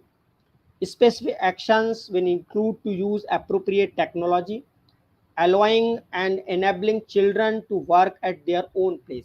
Many times we have seen, because of the issues of learning disability, children with learning disability needs extra time, their pace of work is slow, so accordingly, and they need some curriculum modifications also. So in this document they have mentioned that the specific actions will include use of appropriate technology and allowing enabling children to work at their own place with flexible curricula, and creating an ecosystem for appropriate assessment and certification. So with the help of or using principles of universal design of learning, we can develop some appropriate assessment and guidelines for them. Assessment and certification agency, including proposed new National Assessment Center Parak, will formulate guideline and recommend appropriate tool for conducting such assessment. This responsibility has also given to the National Assessment Center along with the other agencies, certificate agencies, that they have to develop some guideline for or appropriate recommend appropriate tool for conducting such assessment. So with the help of these guidelines, standard guidelines, we can assess children with disabilities. Awareness and knowledge how to teach children with specific disabilities will be the integral part of all teacher education program. As I told, government is focusing that the changes should be made in the curriculum of the teacher education. So all teacher education program can get this input. So all general educators or general teachers which are preparing, we are preparing, that should have awareness and knowledge how to teach children with specific disabilities. So this is also they are focusing to do the modification or the changes in the curriculum.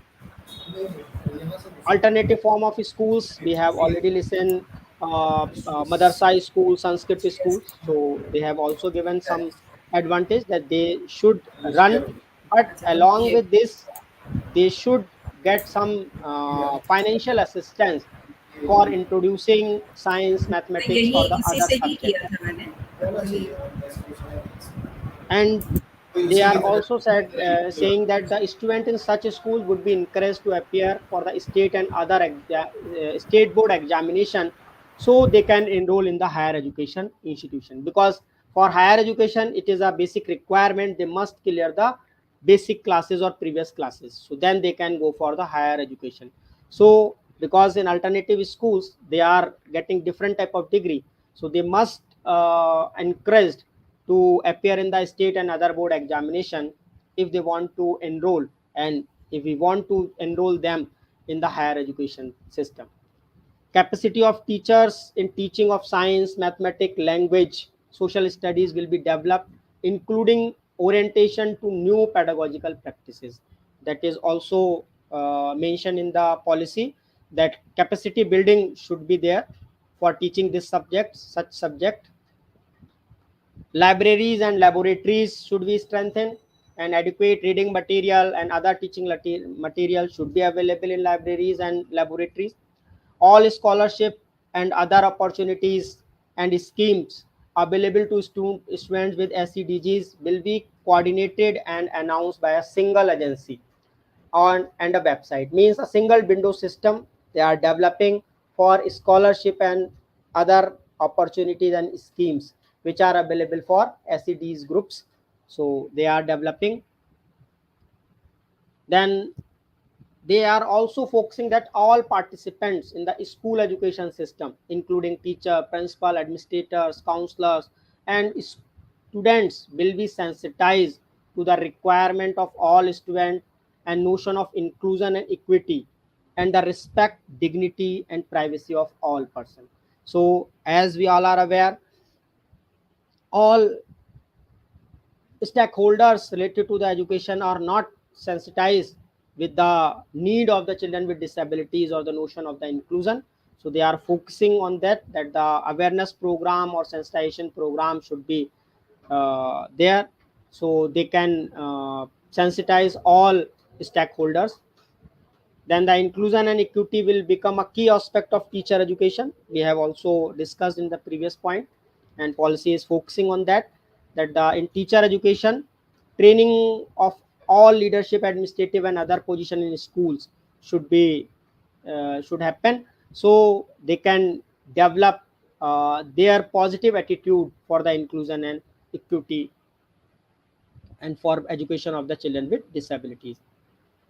School curriculum should include material on human values. So they are focusing that school curriculum should have chapters at the material on human values such as respect of all person, empathy, tolerance, human right, gender equality, non-violence, global citizen, inclusion, and equity. And it would also include more detailed knowledge of various cultural, religious, language, gender identities, etc., to sensitize and develop respect of diversity. If all people are accepting or giving respect to the diversity, then inclusion can be possible only. Then equity and inclusion in higher education. So chapter 14 deals with the equity and inclusion in higher education, and in line with the previous chapters or school education, they are telling that the higher education can open vast array of opportunities and possibilities for person with disabilities. So it is a responsibility of society or nation to provide opportunity for a higher education to the person with disabilities. And for this, they told that government and higher education institutions should adopt or should follow the some guidelines for providing inclusive education in higher education level. So Ram steps sir, should be, can we, if you don't mind, can we wind up some yeah, points a bit within early? within two Because three within 2 3 minutes I am winding them thank you, because sir. it is Thank you little so bit much. bigger. So they I have we given know, some, sir. yeah. So they have given some guidelines, steps to be taken by government. I have mentioned here, because government fund should be there, targets of the GR, gross enrollment ratio should be there, gender balance in admission, enhance access of establishing more high quality higher education in aspirational districts and special education zones should be, then develop of support high quality HIs and teach in local and Indian language or bilingually, provide more financial assistance, conduct outreach program, develop and support technology tools for better participation and learning outcomes. Then steps to be taken by the HEIs, mitigate opportunity cost and fees of pursuing higher education, provide more financial assistance and scholarship for socio-economical disadvantaged students, conduct outreach programs on higher education opportunities and scholarship, make admission process more inclusive, make curriculum more inclusive, increase employability potential of higher education programs, develop more degree courses taught in Indian language, ensure all building and facilities are wheelchair accessible and disabled friendly, develop bridge course for students that come from disadvantaged educational background, and provide socio-economic academic support and mentoring for all such students through suitable counseling and mentoring programs. So key sensitization should happen, strict enforcement of all no discrimination and anti-harassment rules should be implemented, and develop institutional development plan and contain a specific plan for action on increasing participation from SEDG groups, including but not limited to above items. So that's all related to the inclusion in school education and higher education. Thank you. Thank you, Ram sir. Thank you so much. Your views were really So I, self-explanatory, and I was prepared with some questions, but you have elaborated your presentation in such a manner that my answers of all the questions have already been given and covered in your presentation very well. But we thank always you, ma'am. should have some question. Thank you, sir. We Yes, always yes. should have some question. And one question from my side is that how can regular and special educators work together effectively? Because right As now, sir, right now what we are facing, like when we were in recruitment process of our special educators, then most of the schools come up with this point that we will recruit you as a special educator, but you have to teach in the regular classrooms. yes, madam, And right. because it is related to the pedagogy. So if we go back to the RCI curriculum, that time we find they have not mentioned the pedagogy subjects in their syllabus, but making equivalent to special education, be it special education with the general education, in 2015 or I think 2 4 year back they have mentioned the pedagogy teaching in as a part of their curriculum. So special educator also got exposure of the teaching core subjects, and as this is the era of the inclusion, they must know how to teach core subject in classroom, because if students are growing their grades, means they are moving from first to second to third to sixth to seventh to eighth higher, at that time they need support. So it is not possible to give support at the primary level only. So that time teachers, special educator must know how to teach higher education, little higher subject which have higher difficulty. Along with that they must team up with the general educators, because they can identify, they can tell what problems they are facing in teaching children with disabilities. So with knowing these issues, they can suggest them, they can counsel them, they can guide them by some specific strategies, not giving all strategies but particular few strategies, few suggestions they can give them. So with the help of these suggestions, general educator can also handle or cater the needs of children with special need in classroom. Because if you see the principles of universal design of learning, they said that multiple options for representation should be available. So in different way, by changing in the pedagogical methods, teacher can handle children with special need in classroom, but they should aware about the needs. So by giving them suggestions, knowledge how to handle, so for that they should team up with the special educator, and special educator should team up with the general educator, then after education can be provided. Thank you, sir. Thank you so much for this guidance. And I hope now the general teachers, the student teachers, and the school teachers who are listening to this panel discussion, they will be more prepared to welcome inclusivity in their classrooms. Thank you Yeah, for the because deliberation, sir. ma'am we are teacher first, then we can divide ourselves in the special educator, primary teacher, secondary teacher and all. So in Perfect, sir. that notion we should understand each other, and we all are working in favor of students. So that is the main prayer objective of our. So students Right. always first, we should available for their needs. So, inclusivity, what I believe, is a matter of thought process, is a matter of attitude rather than of training. So, if we are working towards inclusion, then first and foremost, we should prepare our attitude to welcome all the differences, all the individual differences with open heart. That is where the true inclusivity will start from. Thank you, sir. Now, moving towards Renu ma'am. Renu ma'am, I hope the technological problem is all sorted out, and we are eagerly waiting to listen your views on higher education. मीठा बाद में मिलता है ना जैसे खाने के और वो बिल्कुल बढ़िया एकदम से स्वाद कर देता है that is what we that's how we are waiting for your presentation.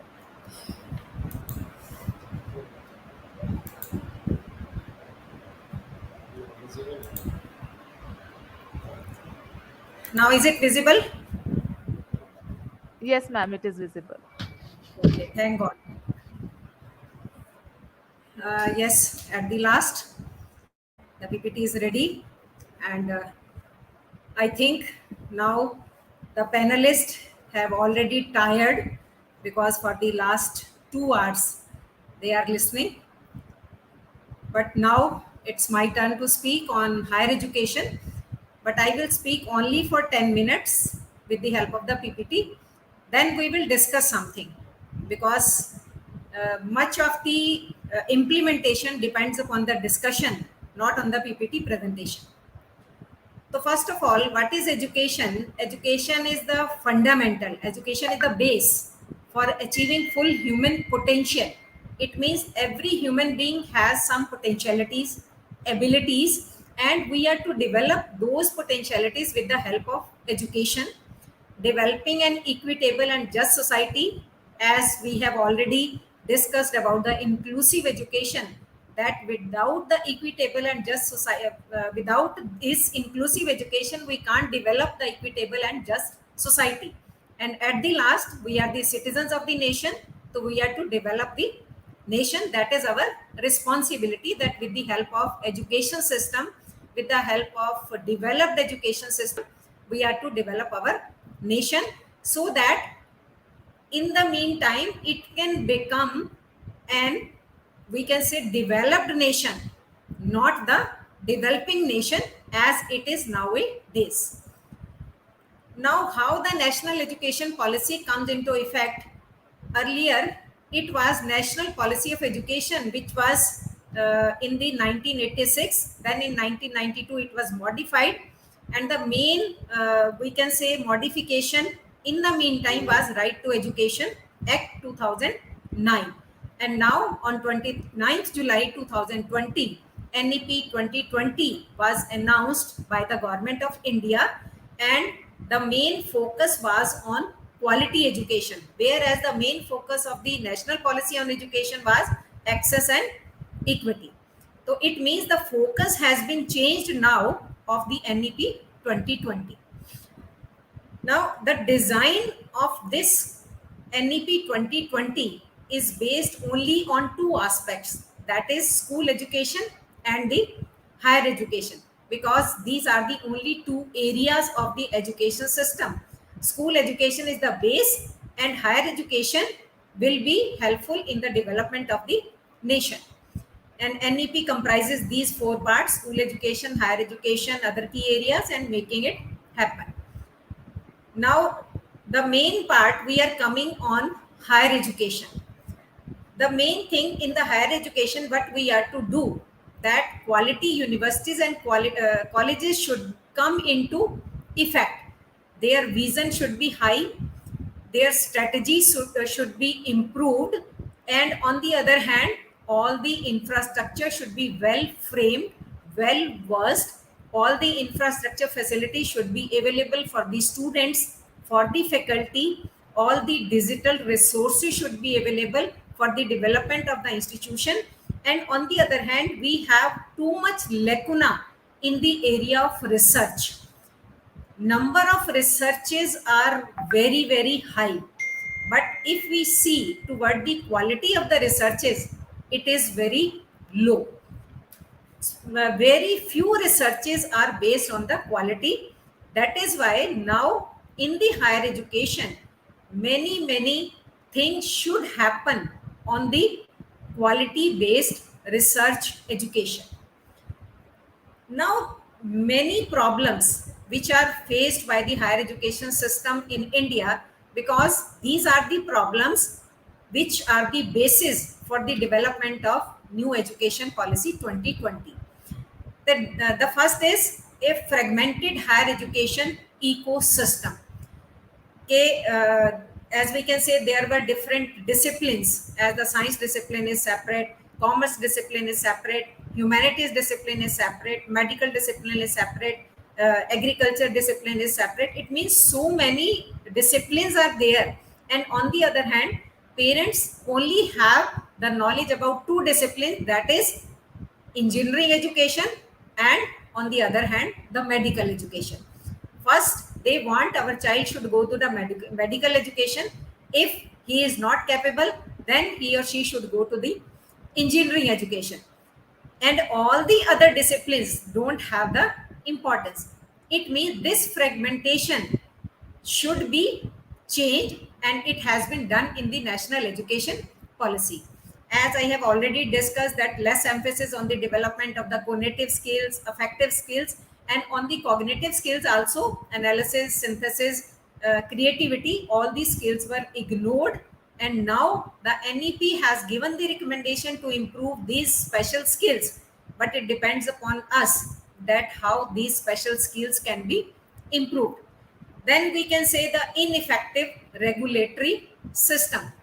As we can see in the teacher education, after 2008, there is mushrooming of teacher education. And all of us know that what is the quality of the teacher education institutions after this mushrooming. It means there is some lacuna on the part of the governance as well as on the part of the leadership. And if we, our NCT will take initiations for the development of these institutions, so that lacuna or that inefficiency can be improved. So it means many problems were there. On the basis of that, NEP regarding the higher education came into being.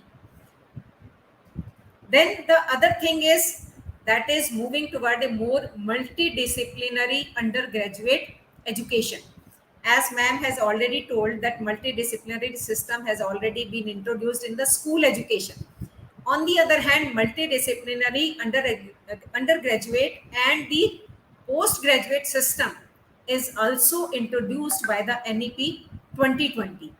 Then we can say there should be much autonomy for the faculty.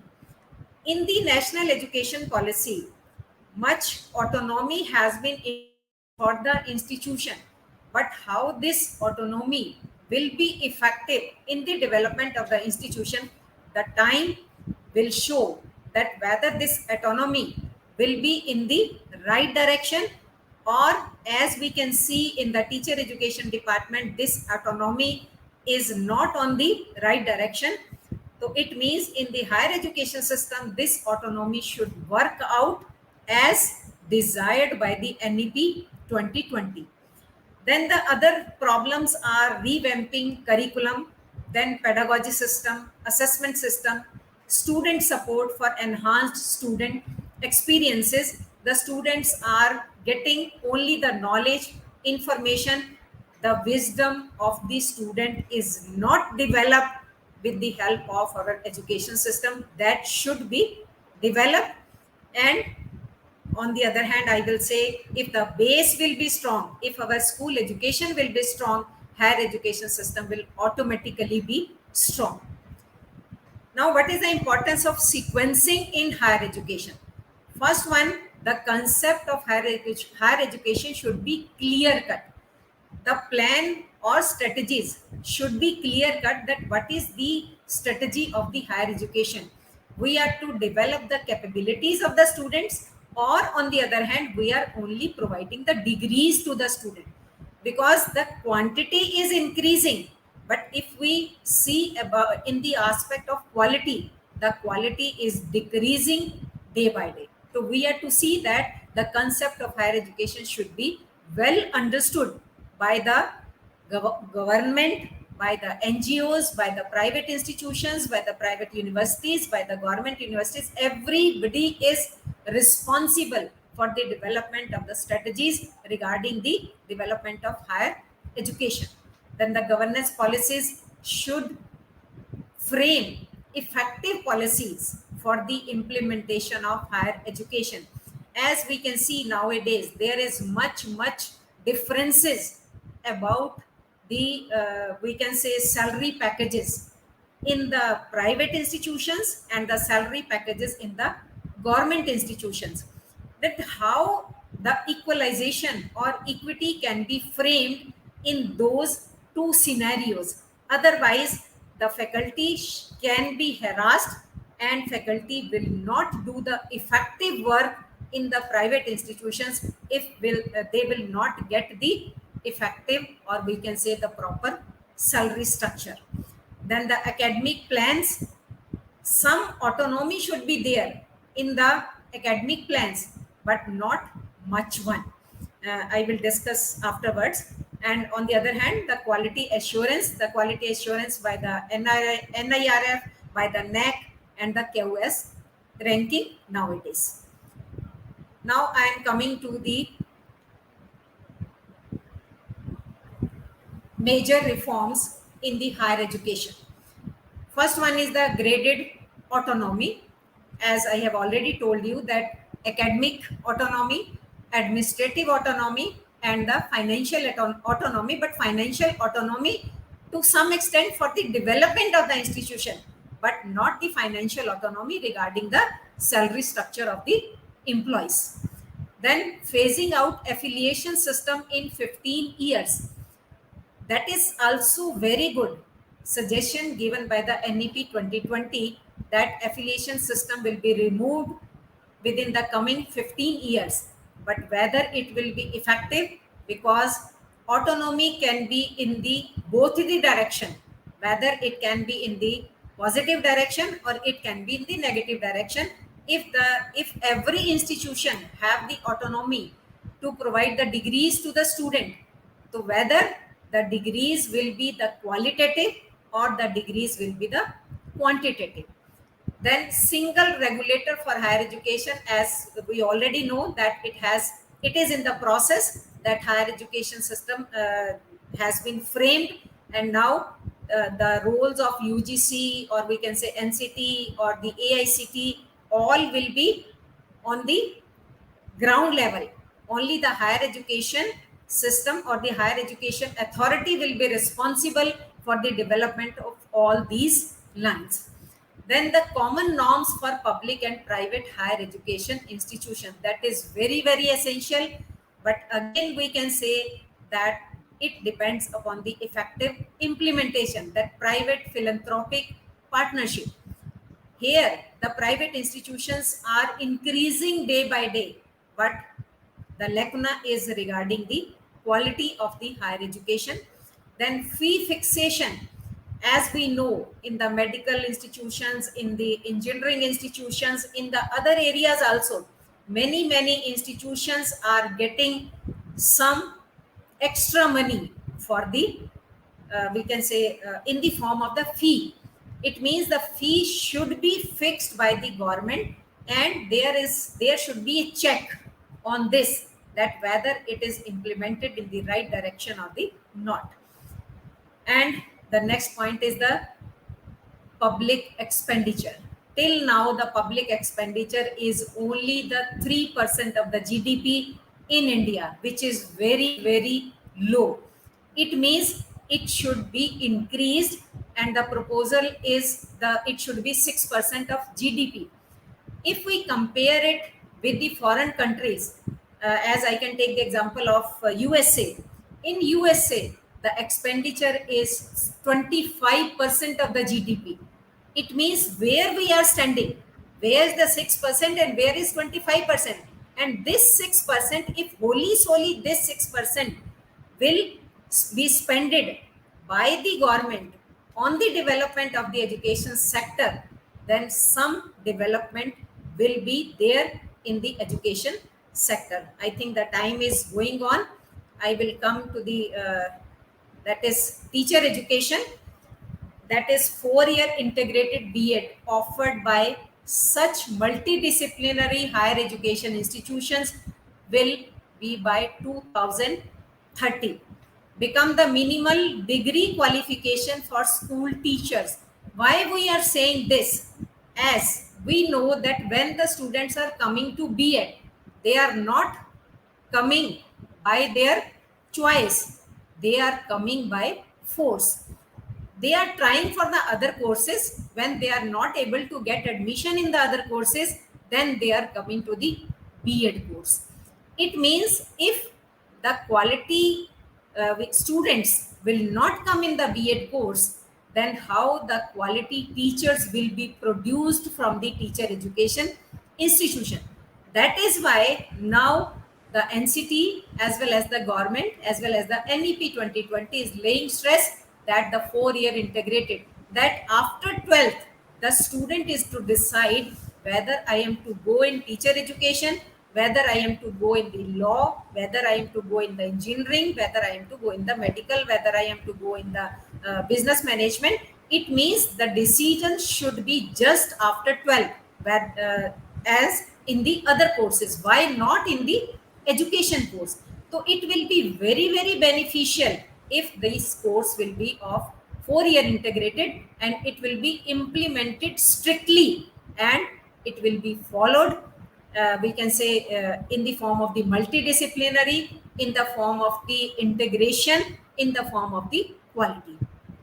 Then we can say that all fresh PhD entrants, it is a very effective, we can say, recommendation of the national education policy that the PhD in the different departments, as in the engineering, in the management, in the medical line, or we can say in the this one law, they are coming without understanding the pedagogy. When they are going for the teaching work, why they don't have the knowledge about the pedagogy?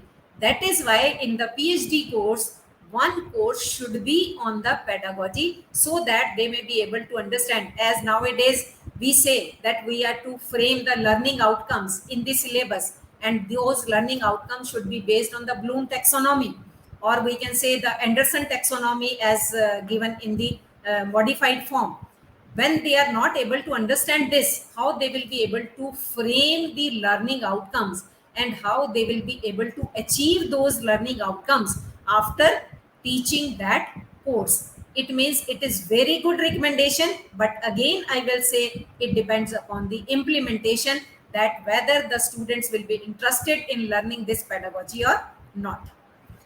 Then in service continuous professional development, because without the professional development, uh, the school teacher, or him or she may be the university teacher, because there is too much, we can say, diversification in the society, there is too much development in the society, there is too much dynamism in the society, that without the continuous professional development, without being the well versed with the development coming in the society, a university teacher can't provide the current knowledge to the students. And when the students will not get the current knowledge, they will not get the proper jobs when they will go in the society. That is why nowadays it has been stressed that the curriculum of the universities, of the higher education, of the teacher education should be based on the stakeholders views, should be based on the stakeholders feedback.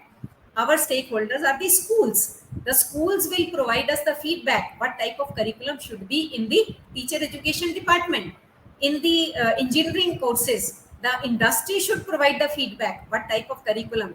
As I can take the example of one industry, when they come for the interview for the engineering branch, then they were astonished that how can we recruit these students? They don't know even the basic level of the requirement that we require in our industry. It means they are not well versed with the industry, that what they require. Accordingly our curriculum should be enriched, and it should not be enriched by 8 years, 10 years, 15 years, it should be enriched annually or in the 6-month duration also. Then these are the challenges. The problem in the entry and exit, because the NEP has given the recommendation. It is a document. Now what type of challenges we can face by implementing this NEP 2020? The first problem will be regarding the entry and exit. As NEP is recommended that free entry and exit of the student, that after 1 year the certificate course will be completed, this type of certificate will be given to after 2 years diploma, after 3 years degree. But there should be some fixed period, that after how much period he can exit, and after how much period if he want to enter again in that course, some period should be fixed. Suppose he is coming after 4 years, that I want to enter again in the second year. After 3 years, 3 students are coming, we have to enter again. It means it will affect the we can say regulations of the universities, regulation of the colleges, and it will affect the learning process, assessment process, everything will be affected. It means it should be solved. And next we can say the multidisciplinary system has been proposed by the NEP, but there are so much disciplines, so many courses. Suppose one student is taking exit from one institution, from one state, and he is going to the other state. His credit will be transferred from one state to the other state, as we can very well understand the academic bank of the credit. And when he enter in another institution, there that course is not going on, and he is interested to take that course is running in the other institution, how he or she will attend the classes in the other institution? So this problem will be there. Now before implementation, this thing multidisciplinary, our government, our institutions, our stakeholders, everyone should think about that, how this can be implemented in an effective way. Next challenge is academic credit bank. As I can take the example of UP, that UP government has created an app that every faculty member should register on that app. Every student from every college, from every university should register on that app. Every credential should be there, and it means that credential should go on with the faculty, with the student. If there is any addition during this 2 months, 3 months, 4 months, they will add in that credential. But how effective digitalization is there, but whether this digitalization will go on or not, that is also a major challenge. Then interstate, as I have already explained, that quality maintenance of the autonomous colleges, that how this quality can be checked by the authorities, that whether the whether the autonomous colleges are doing well or not. These are the challenges, and the suggestions for these challenges, according to my viewpoint, the panelists may have the different viewpoint. Fix the time period for re-entry. Then credit system should be well defined. As we can see that every institution is following the credit system, but on the one hand, the change of credit system into the marks, there is different criteria, as the criteria is given by the UGC, but every institution criteria. It means that criteria should be followed at the national level by the every institution, by the every university. Then modules of the curriculum to some extent, that these are the core courses and these are the interdisciplinary courses, and interdisciplinary courses should be fixed, that whether it should be of 8 credit in one course, whether it should be of 12 credit in one course, whether it should be of 20 credit. Otherwise, again, there will be fuss, that every institution will plan according to their view. Then flexibility in the curriculum should be 15 to 20% only, not too much. Then accreditation process, whether it may be the NAC, whether it may be the NCT, whether it may be the AICT, whatever it may be, it should be strictly implemented. Then surprise inspection should also be there. Thank you so much for listening me. And now you can discuss. Thank you so much, ma'am. Thank you so much. It's always been a treat to listen your intellectual viewpoints on the theme of education, be it of any level, be it of teacher education, be it of higher education, be it of any from any area. You have perfectly quoted, ma'am, that ABC, that is Academic Bank of Credit, has its own challenges. And then again, uh, uh, this academic bank of credit, then faculty, how faculty will maintain, how is it going to affect the students within the due course of time. The success of ABC will come to know. But along with that, man, when NEP 2020 is asking for the autonomous bodies, like institutions will be converted into the autonomous institutions, and there will be no affiliation, then what will be the difference between these institutions that we are running under affiliation of any IP university and any other institution which is there in the nook and corner of every, like we go to Delhi, we go to UP or Haryana, there is an institution in every nook and corner. Then what will be a difference between these two institutions that when autonomous things will be created?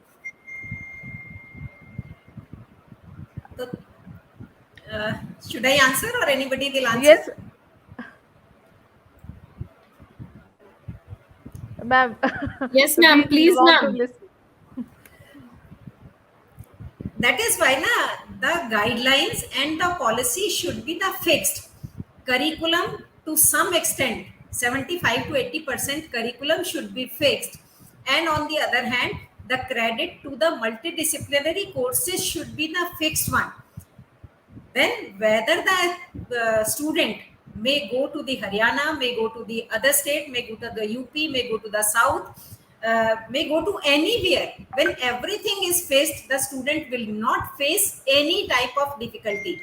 But it is a very difficult task that, as I am telling you about the app regarding the academic credit bank, this app, if it will go in an effective way, it is a very good app that every faculty member should not remember that in 2002 which seminar I have attended. All the seminars, list of the seminars will be on that app.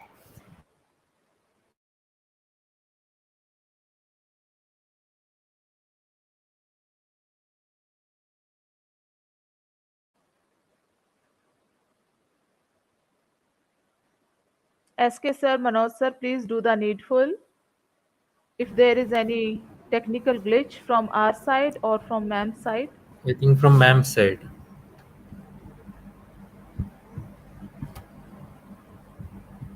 BB ma'am, please call them. No, no, it is not from our end, ma'am. I think she lost connection.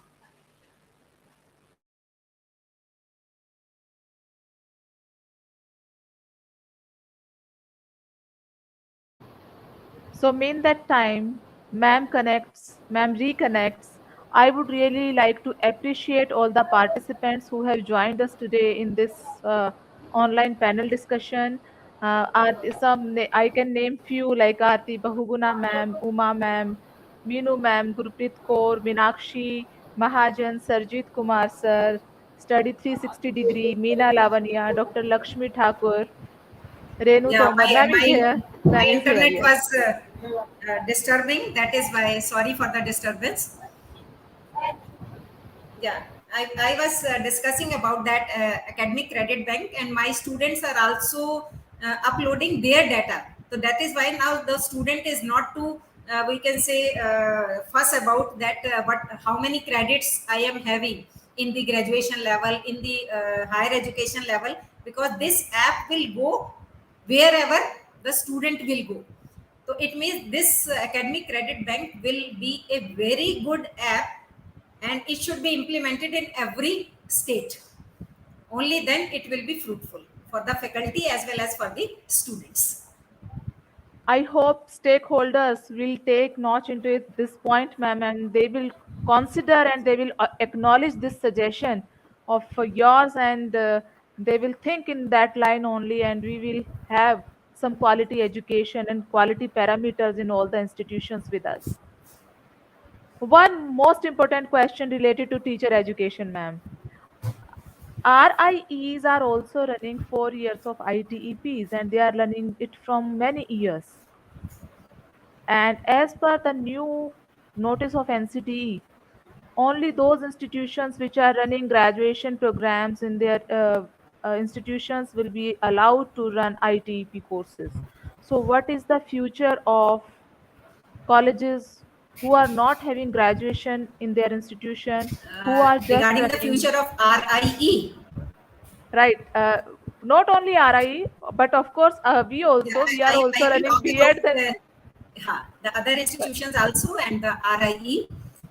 Regarding the right. RIE, RIE is in service program institution also, because they are not only running the BA B.Ed or BSc B.Ed 4-year integrated program, they are providing they are doing the research on in service development of in service education or the development of pedagogy.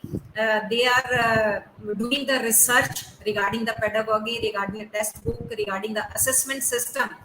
So it means it will not affect the RIEs because they are already having 4-year integrated courses. It means they are having the multidisciplinary system in their institution, because they are having political science, they are having this one physics, chemistry, bio. Every course they are running in their institution. They have the faculty for history, they have the faculty for geography, for political science. For every course they have the faculty. It means it will not affect the future of the RIEs. Now we will talk about the future of the standalone institutions. As there is the recommendation of the NEP that up till 2030, these institutions will work out that how they can change themselves into the multidisciplinary institute. Because we can say that not only we can talk about the institutions running in the Delhi, all over we can say India, these institutions are running, and everybody knows what is the quality of these institutions. If they will run different type of courses, suppose they are running a graduation course or simple BA course, BA honors course, it means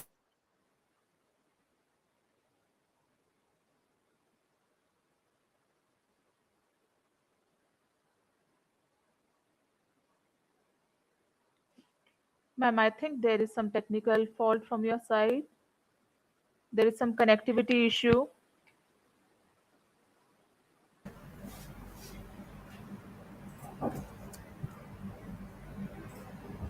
SK sir, mean that time Madam reconnects, please send feedback form in the chat box. Yes, sure, ma'am. Our participants are waiting eagerly for the feedback form and we are continuously reading their feedbacks. Thank you so much. Thank you all the participants for making our session successful. Thank you so much for your valuable inputs, your comments, and your participation. It matters a lot to us. And one comment I was reading too till Madam Rainu ma'am rejoins. We hope Babita ma'am, please call up ma'am for connectivity. Mean that time I will comment on one query that was there with us of the ma'am is here. Yes, ma'am. yes, because the light has gone. That is why Okay. I have, we can say, entered through mobile. Okay, ma'am. Okay. So we were Yes, talking about, ma'am, future of these teacher education institutions. teacher education institutions. In the coming period, they are to change themselves in the, we can say, multidisciplinary institutions. Otherwise, they should be closed. This is only the future of the standalone institution. On the other hand, they will face, we can say, the problem of the area also, because for the graduation colleges, for the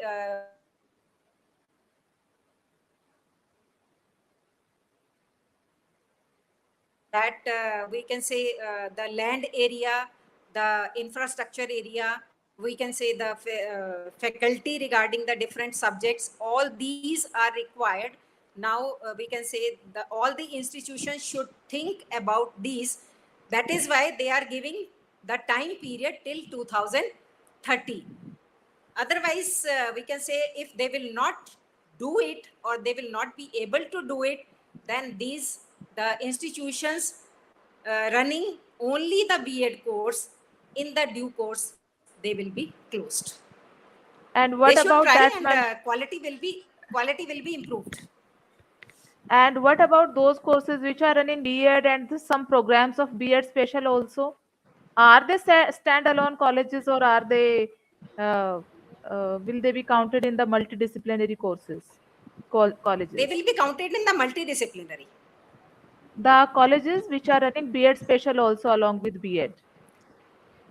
No, because they are running That's only not two courses, na, that is B.Ed special education and B.Ed, matlab 4-year courses with the graduation course, that is that. BA, BSc, BCom.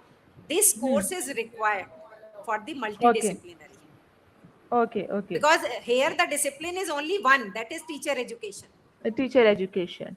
Yeah. Right. And what will be the significance of NAC? So there is a question mark on that also. With the due course of time, the role of NAC will be reduced. Yes, now the light is there. But you are perfectly audible, ma'am. We can continue with this only.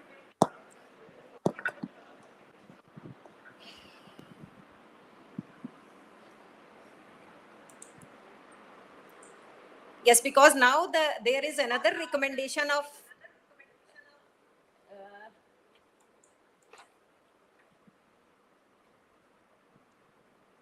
NEP. I am to close one.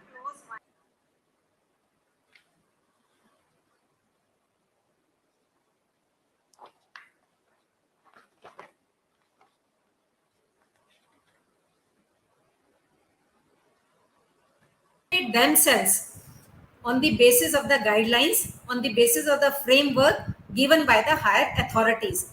If they will evaluate themselves in a, we can say, perfect manner, in the objective manner, so slowly, the role of the NAC will be reduced. Because now what the NAC is doing, NAC is evaluating 70% on the basis of your report, what you are having on your Project. website. Only 30% they have when the peer team will come and they will observe manually. It means when 70% is there, so what will remain the role of the NAC? Only the requirement is objectivity. When the objective evaluation system will be there by ourselves, it means we should be honest to ourselves. Then and then only the accreditation policy will be reduced. If we talk about earlier 10 15 years back, there was no accreditation system and the Right. quality of the institution was very good. So that is why Right. na, objectivity, if the objectivity will be there, then no problem will be there whether any accreditation agency is there or not. But NIRF is doing, you are filling the data only. They are not sending any team to evaluate you. They are evaluating only on the basis of the data which you are filling on the website. The same work will be of the NEC. Right. Ma'am, but NIRF is not yet applicable on teacher education institutions as per my understanding. In So in soon I in the think it due will. in the due course of time, when it will be 4-year integrated course, and It will the be. research work will be there, effectiveness will be there. This department will also be include in this NIRF. Okay. And ma'am, one last question from you. That how would you suggest that 5 best practices should be incorporated in teacher education institutions, because again teacher education institutions are the foundation stones for making NEP 2020 successful.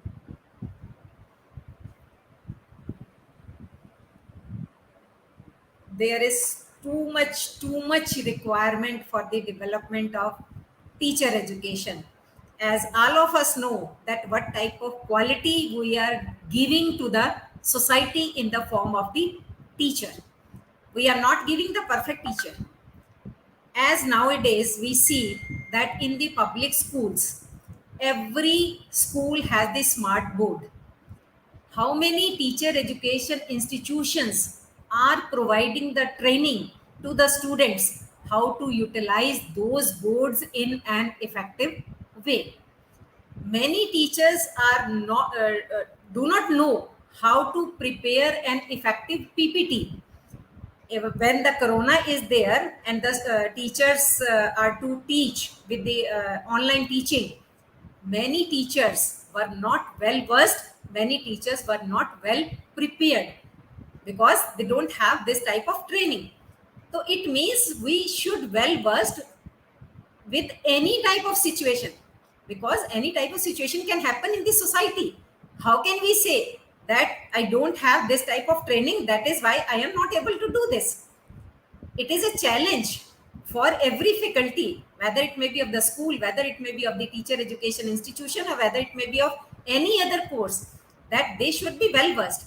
We are not the employee from 9 to 4. We are the employee for all the 24 hours. If the work is pending, it is our responsibility to finish the work. So that is why if my students are not doing well, it is my responsibility that where is the lacuna, why the students are not able to do well. You are very well versed, Abhilasha, that what we were doing in the Hindu College of Education, that we are doing much efforts for doing the research work at the MEd level. At the MEd level now the students are not doing much work, but at that time when the internet was not there, computer facilities were not there, the students are wandering from one library to the other library to the other faculty member to get the data, to get the material for the MEd dissertation. Now it is very easy.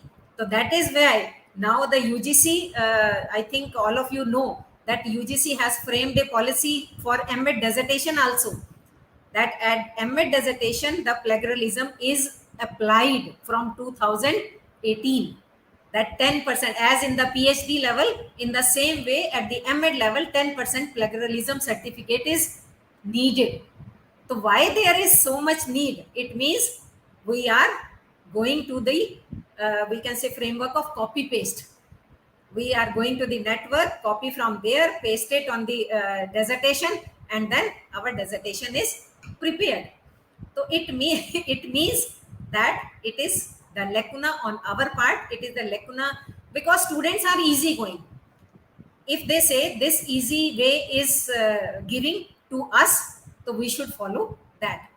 So it is our responsibility that we should follow the line of hard working. So our students should also be hard working. Otherwise, we will not be able to provide the good teachers to the schools. And when the schools will not have the good teachers, it is not their fault. It is the fault of the teacher education institutions. Perfect, ma'am. You have perfectly remarked that if teacher education will not be justified well in the teacher education institutions, then there will be no supply of good teachers, and if not good teachers will be available, education will definitely suffer. Yeah. So thank you so much for this all reflective session. There are a couple of questions in the chat box that I can read out. One question that I was talking about is about the bridge course. Ma'am, are these bridge course one this bridge course is was designed by NIOS, if I am not wrong. That was the PDPET bridge course, and it was designed for the primary teachers and the elementary teachers who were supposed to be teacher at the teaching at the elementary level, but they were not having, they were having BEd degrees, but they were not having the primary level education teacher training programs. So, can this bridge course, is there any chance that bridge course will come again as NIUS has stopped it? Or can we as an educational institutions design bridge course and provide it to the teachers? Yes, because the teacher education institutions are the perfect one to prepare the bridge course for such type of students. Because why it was needed? Because earlier only the DEd students can apply for the primary level, but after that there is mushrooming of the B.Ed students. Then the government allowed that B.Ed students can also apply for the we can say this primary level teachers, but they don't have the knowledge about that. So that is why the NIOS has started the bridge course for that. But now the and on the on that also some were we can say disagree that there was a question mark that whether this NIOS degree will be we can say utilized for those students or not. Then there were many discussions with NIOS, with NCT, with government, okay, whether this course will be the applicable for these students or not. So for that period it is applicable, but now it has stopped. Now it is the duty of the teacher education institutions that they are to develop a bridge course for such type of students. And then because it is only those students which have already done, it is not for those students which is going on, because they will get the degree according to their eligibility, whether they are doing the DEd, whether they are doing the BEd, or whether they are doing the MEd, only for those which they have done earlier also. So one bridge course should be developed one, and then there should be discussion with the teacher education institutions, teacher educators, as well as the primary educational institutions also, that whether this bridge course is the perfect one for their teachers or not, with the NCT also, and then it should be implemented. So, in case, suppose AIE develops any bridge course, then it should be first approved by NCTE also, then only it will be fruitful for Yes, the teachers. Otherwise, it will be of no use. without approval Because you, it will, ha, that will be without just a approval you certificate. can't run. Right, right, ma'am. So thank you so much. I hope all the questions that we have come up with today, all the questions have been answered by our panelists. Thank you, panelists, for being with us, for sparing your valuable time. And at last, what I can say, SK sir, please check in the chat box. Feedback form is not visible. Please resend it to the participants. So what all I can say is this, that implementation of NEP is more important than NEP as a draft. NEP written on in the 64 pages is not the policy. Actually, the policy will actually lie in what we will do in our classrooms, because it has its own inferences. What I have assumed from the discussion today, and what I have assumed after reading NEP 2020 in depth, that it has its own inferences, and central government has given a lot of opportunities to the institutions to grow, and that too along with more of the accountability and more of the freedom. Now it depends on us, on educational institutions, on the teachers, that how perfectly they will understand the responsibility of this freedom, and how perfectly they will understand these guidelines to be implemented in their institutions. I hope together we will do justification with the future generation by making this NEP 2020 successful, joining our hands together for the success of this policy. And last but not the least, success of NEP depends on our नियत. इस नीति की सफलता हमारी नियत पर आधारित है, और हमारी नियत यदि साफ होगी तो एनईपी 2020 जरूर सफल होगा. हमारे विद्यालयों में जिस उम्मीद के साथ एक नई किरण की उम्मीद करी गई है कि नया एक विचारधारा आए, नई नीति आए, उस नवाचार को हम मिलकर अपने विद्यालयों में लाएं, मिलकर अपनी संस्थाओं में लाएं। मुश्किलें आएंगी, लेकिन पीछे हमें नहीं हटना है। हमें अपने मूल्यों पर भी अडिग रहना है और हमें अपनी इस नई शिक्षा नीति को सफलता की ओर लेकर जाना है। वक्त तुम्हारा है, वक्त तुम्हारा है, सपने भी तुम्हारे हैं, पूरे भी तुमको करने हैं। माना डगर थोड़ी मुश्किल है, मगर नामुमकिन नहीं। माना डगर थोड़ी मुश्किल है, नामुमकिन नहीं। करना यही है, समय यही है। करना यही है, समय यही है। हम लोगों के पास बहुत बड़ी रिस्पॉन्सिबिलिटी आई है and we are very lucky. हम बहुत भाग्यशाली हैं कि हमारे ऊपर ये जिम्मेदारी आई है, क्योंकि ये हमें ग्रोथ की नई अपॉर्चुनिटीज देने वाली है। तो करना यही है, समय यही है। चाहे तो सोना बना दो, चाहे तो सोना बना दो, या समय को यूं ही गवा दो। I hope we will understand this seriousness, this need, this requirement of this new National Education Policy 2020. With this note, I shall hand over the platform to Dr. SK for winding up the session. Thank you so much to all the participants, to all the panelists for their valuable inputs and for coming up here Thank you, ma'am. on this virtual platform. Thank you so much. So now we are in the end of the session. So it is my privilege to give vote of thanks to all the panelists, participants, and the other who are involved in this panel discussion. So AE conducted an online panel discussion on the theme of National Education Policy 2022. So the topic is seen as a very important topic at the time, because within a few we give a only few time. Within that we got many participants, more than 300 participants was there in live. So it shows the importance of the topic.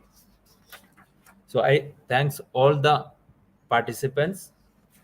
Before that, I start from our distinguished panelist. First panelist, Dr. Pratibha Garg, ma'am, Additional Director, AVS Western Command. So thank you, ma'am, for coming and giving the inputs, your knowledge for our participants, especially from the APSs and all. And the Thank you, second sir. speaker, Professor Dr. Rainu Gupta, ma'am, Dean, School of Education, Sanskrit University, Mathura. Thank you, ma'am, for giving such an input, enriching speech. And finally, to Dr. Shankar Saxena, sir, Assistant Professor, Amity Institutes of Rehabilitation, NOIDA. And finally, to the ma'am giving this opportunity and be having the moderator of the session. It is the idea of ma'am to give such a topic and giving us also this opportunity. And finally, to all the participants, because our participant is a big list from the various schools, principals, and some assistant professors from various colleges, PGTs, TGTs, and PRTs. From especially mainly from APSSR, we got the major, most of the participants are from the Army Public Schools, also got from the other schools. So we are proud that within a short period we able to conduct such a program. So thank one and all. And also I thank for the technical support given by Manu sir, and to the coordinator Babita ma'am. Thank you. So with the national anthem, we'll end the session. So please stand for the national anthem.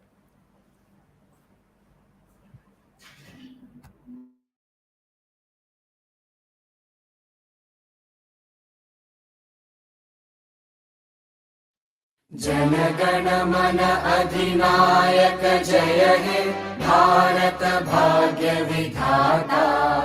Punjab Sindh Gujarat Maratha Dravid Utkal उत्कलवङ्गा Vindhya Himachal Yamuna Ganga उच्चल जलधितरङ्गा तव शुभ नामे जागे तव शुभ आशीष मांगे गाहे तव जय गाथा जन गण मंगलदायक जय हे भारत भाग्य विधाता जय हे जय हे जय हे जय जय जय जय हे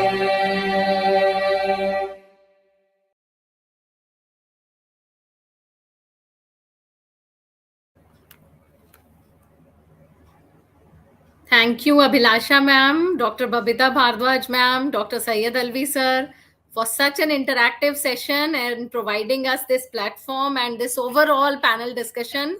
To the whole team AI, heartiest congratulations and thank you so much once again. Thank you. Thank you, ma'am.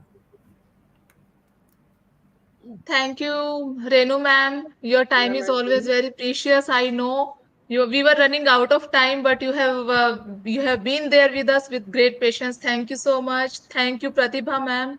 We can blindly count upon you that whenever we will call you up, you will be there. You are my family member. क्योंकि मैं And तो thank you, सबसे Ram ज्यादा sir. खुश ये थी कि अभिलाषा ने मुझे Thank you so बुलाया much, है. ma'am. Thank you, ma'am. आपका आशीर्वाद है. Thank you so much, ma'am. Thank you, Ram sir. Thank you so much. You have been a great source of inspiration and motivation for us all. Thank you very much. Thank you Thank you, all. madam. Thank you for inviting me here for sharing. Thank you so much.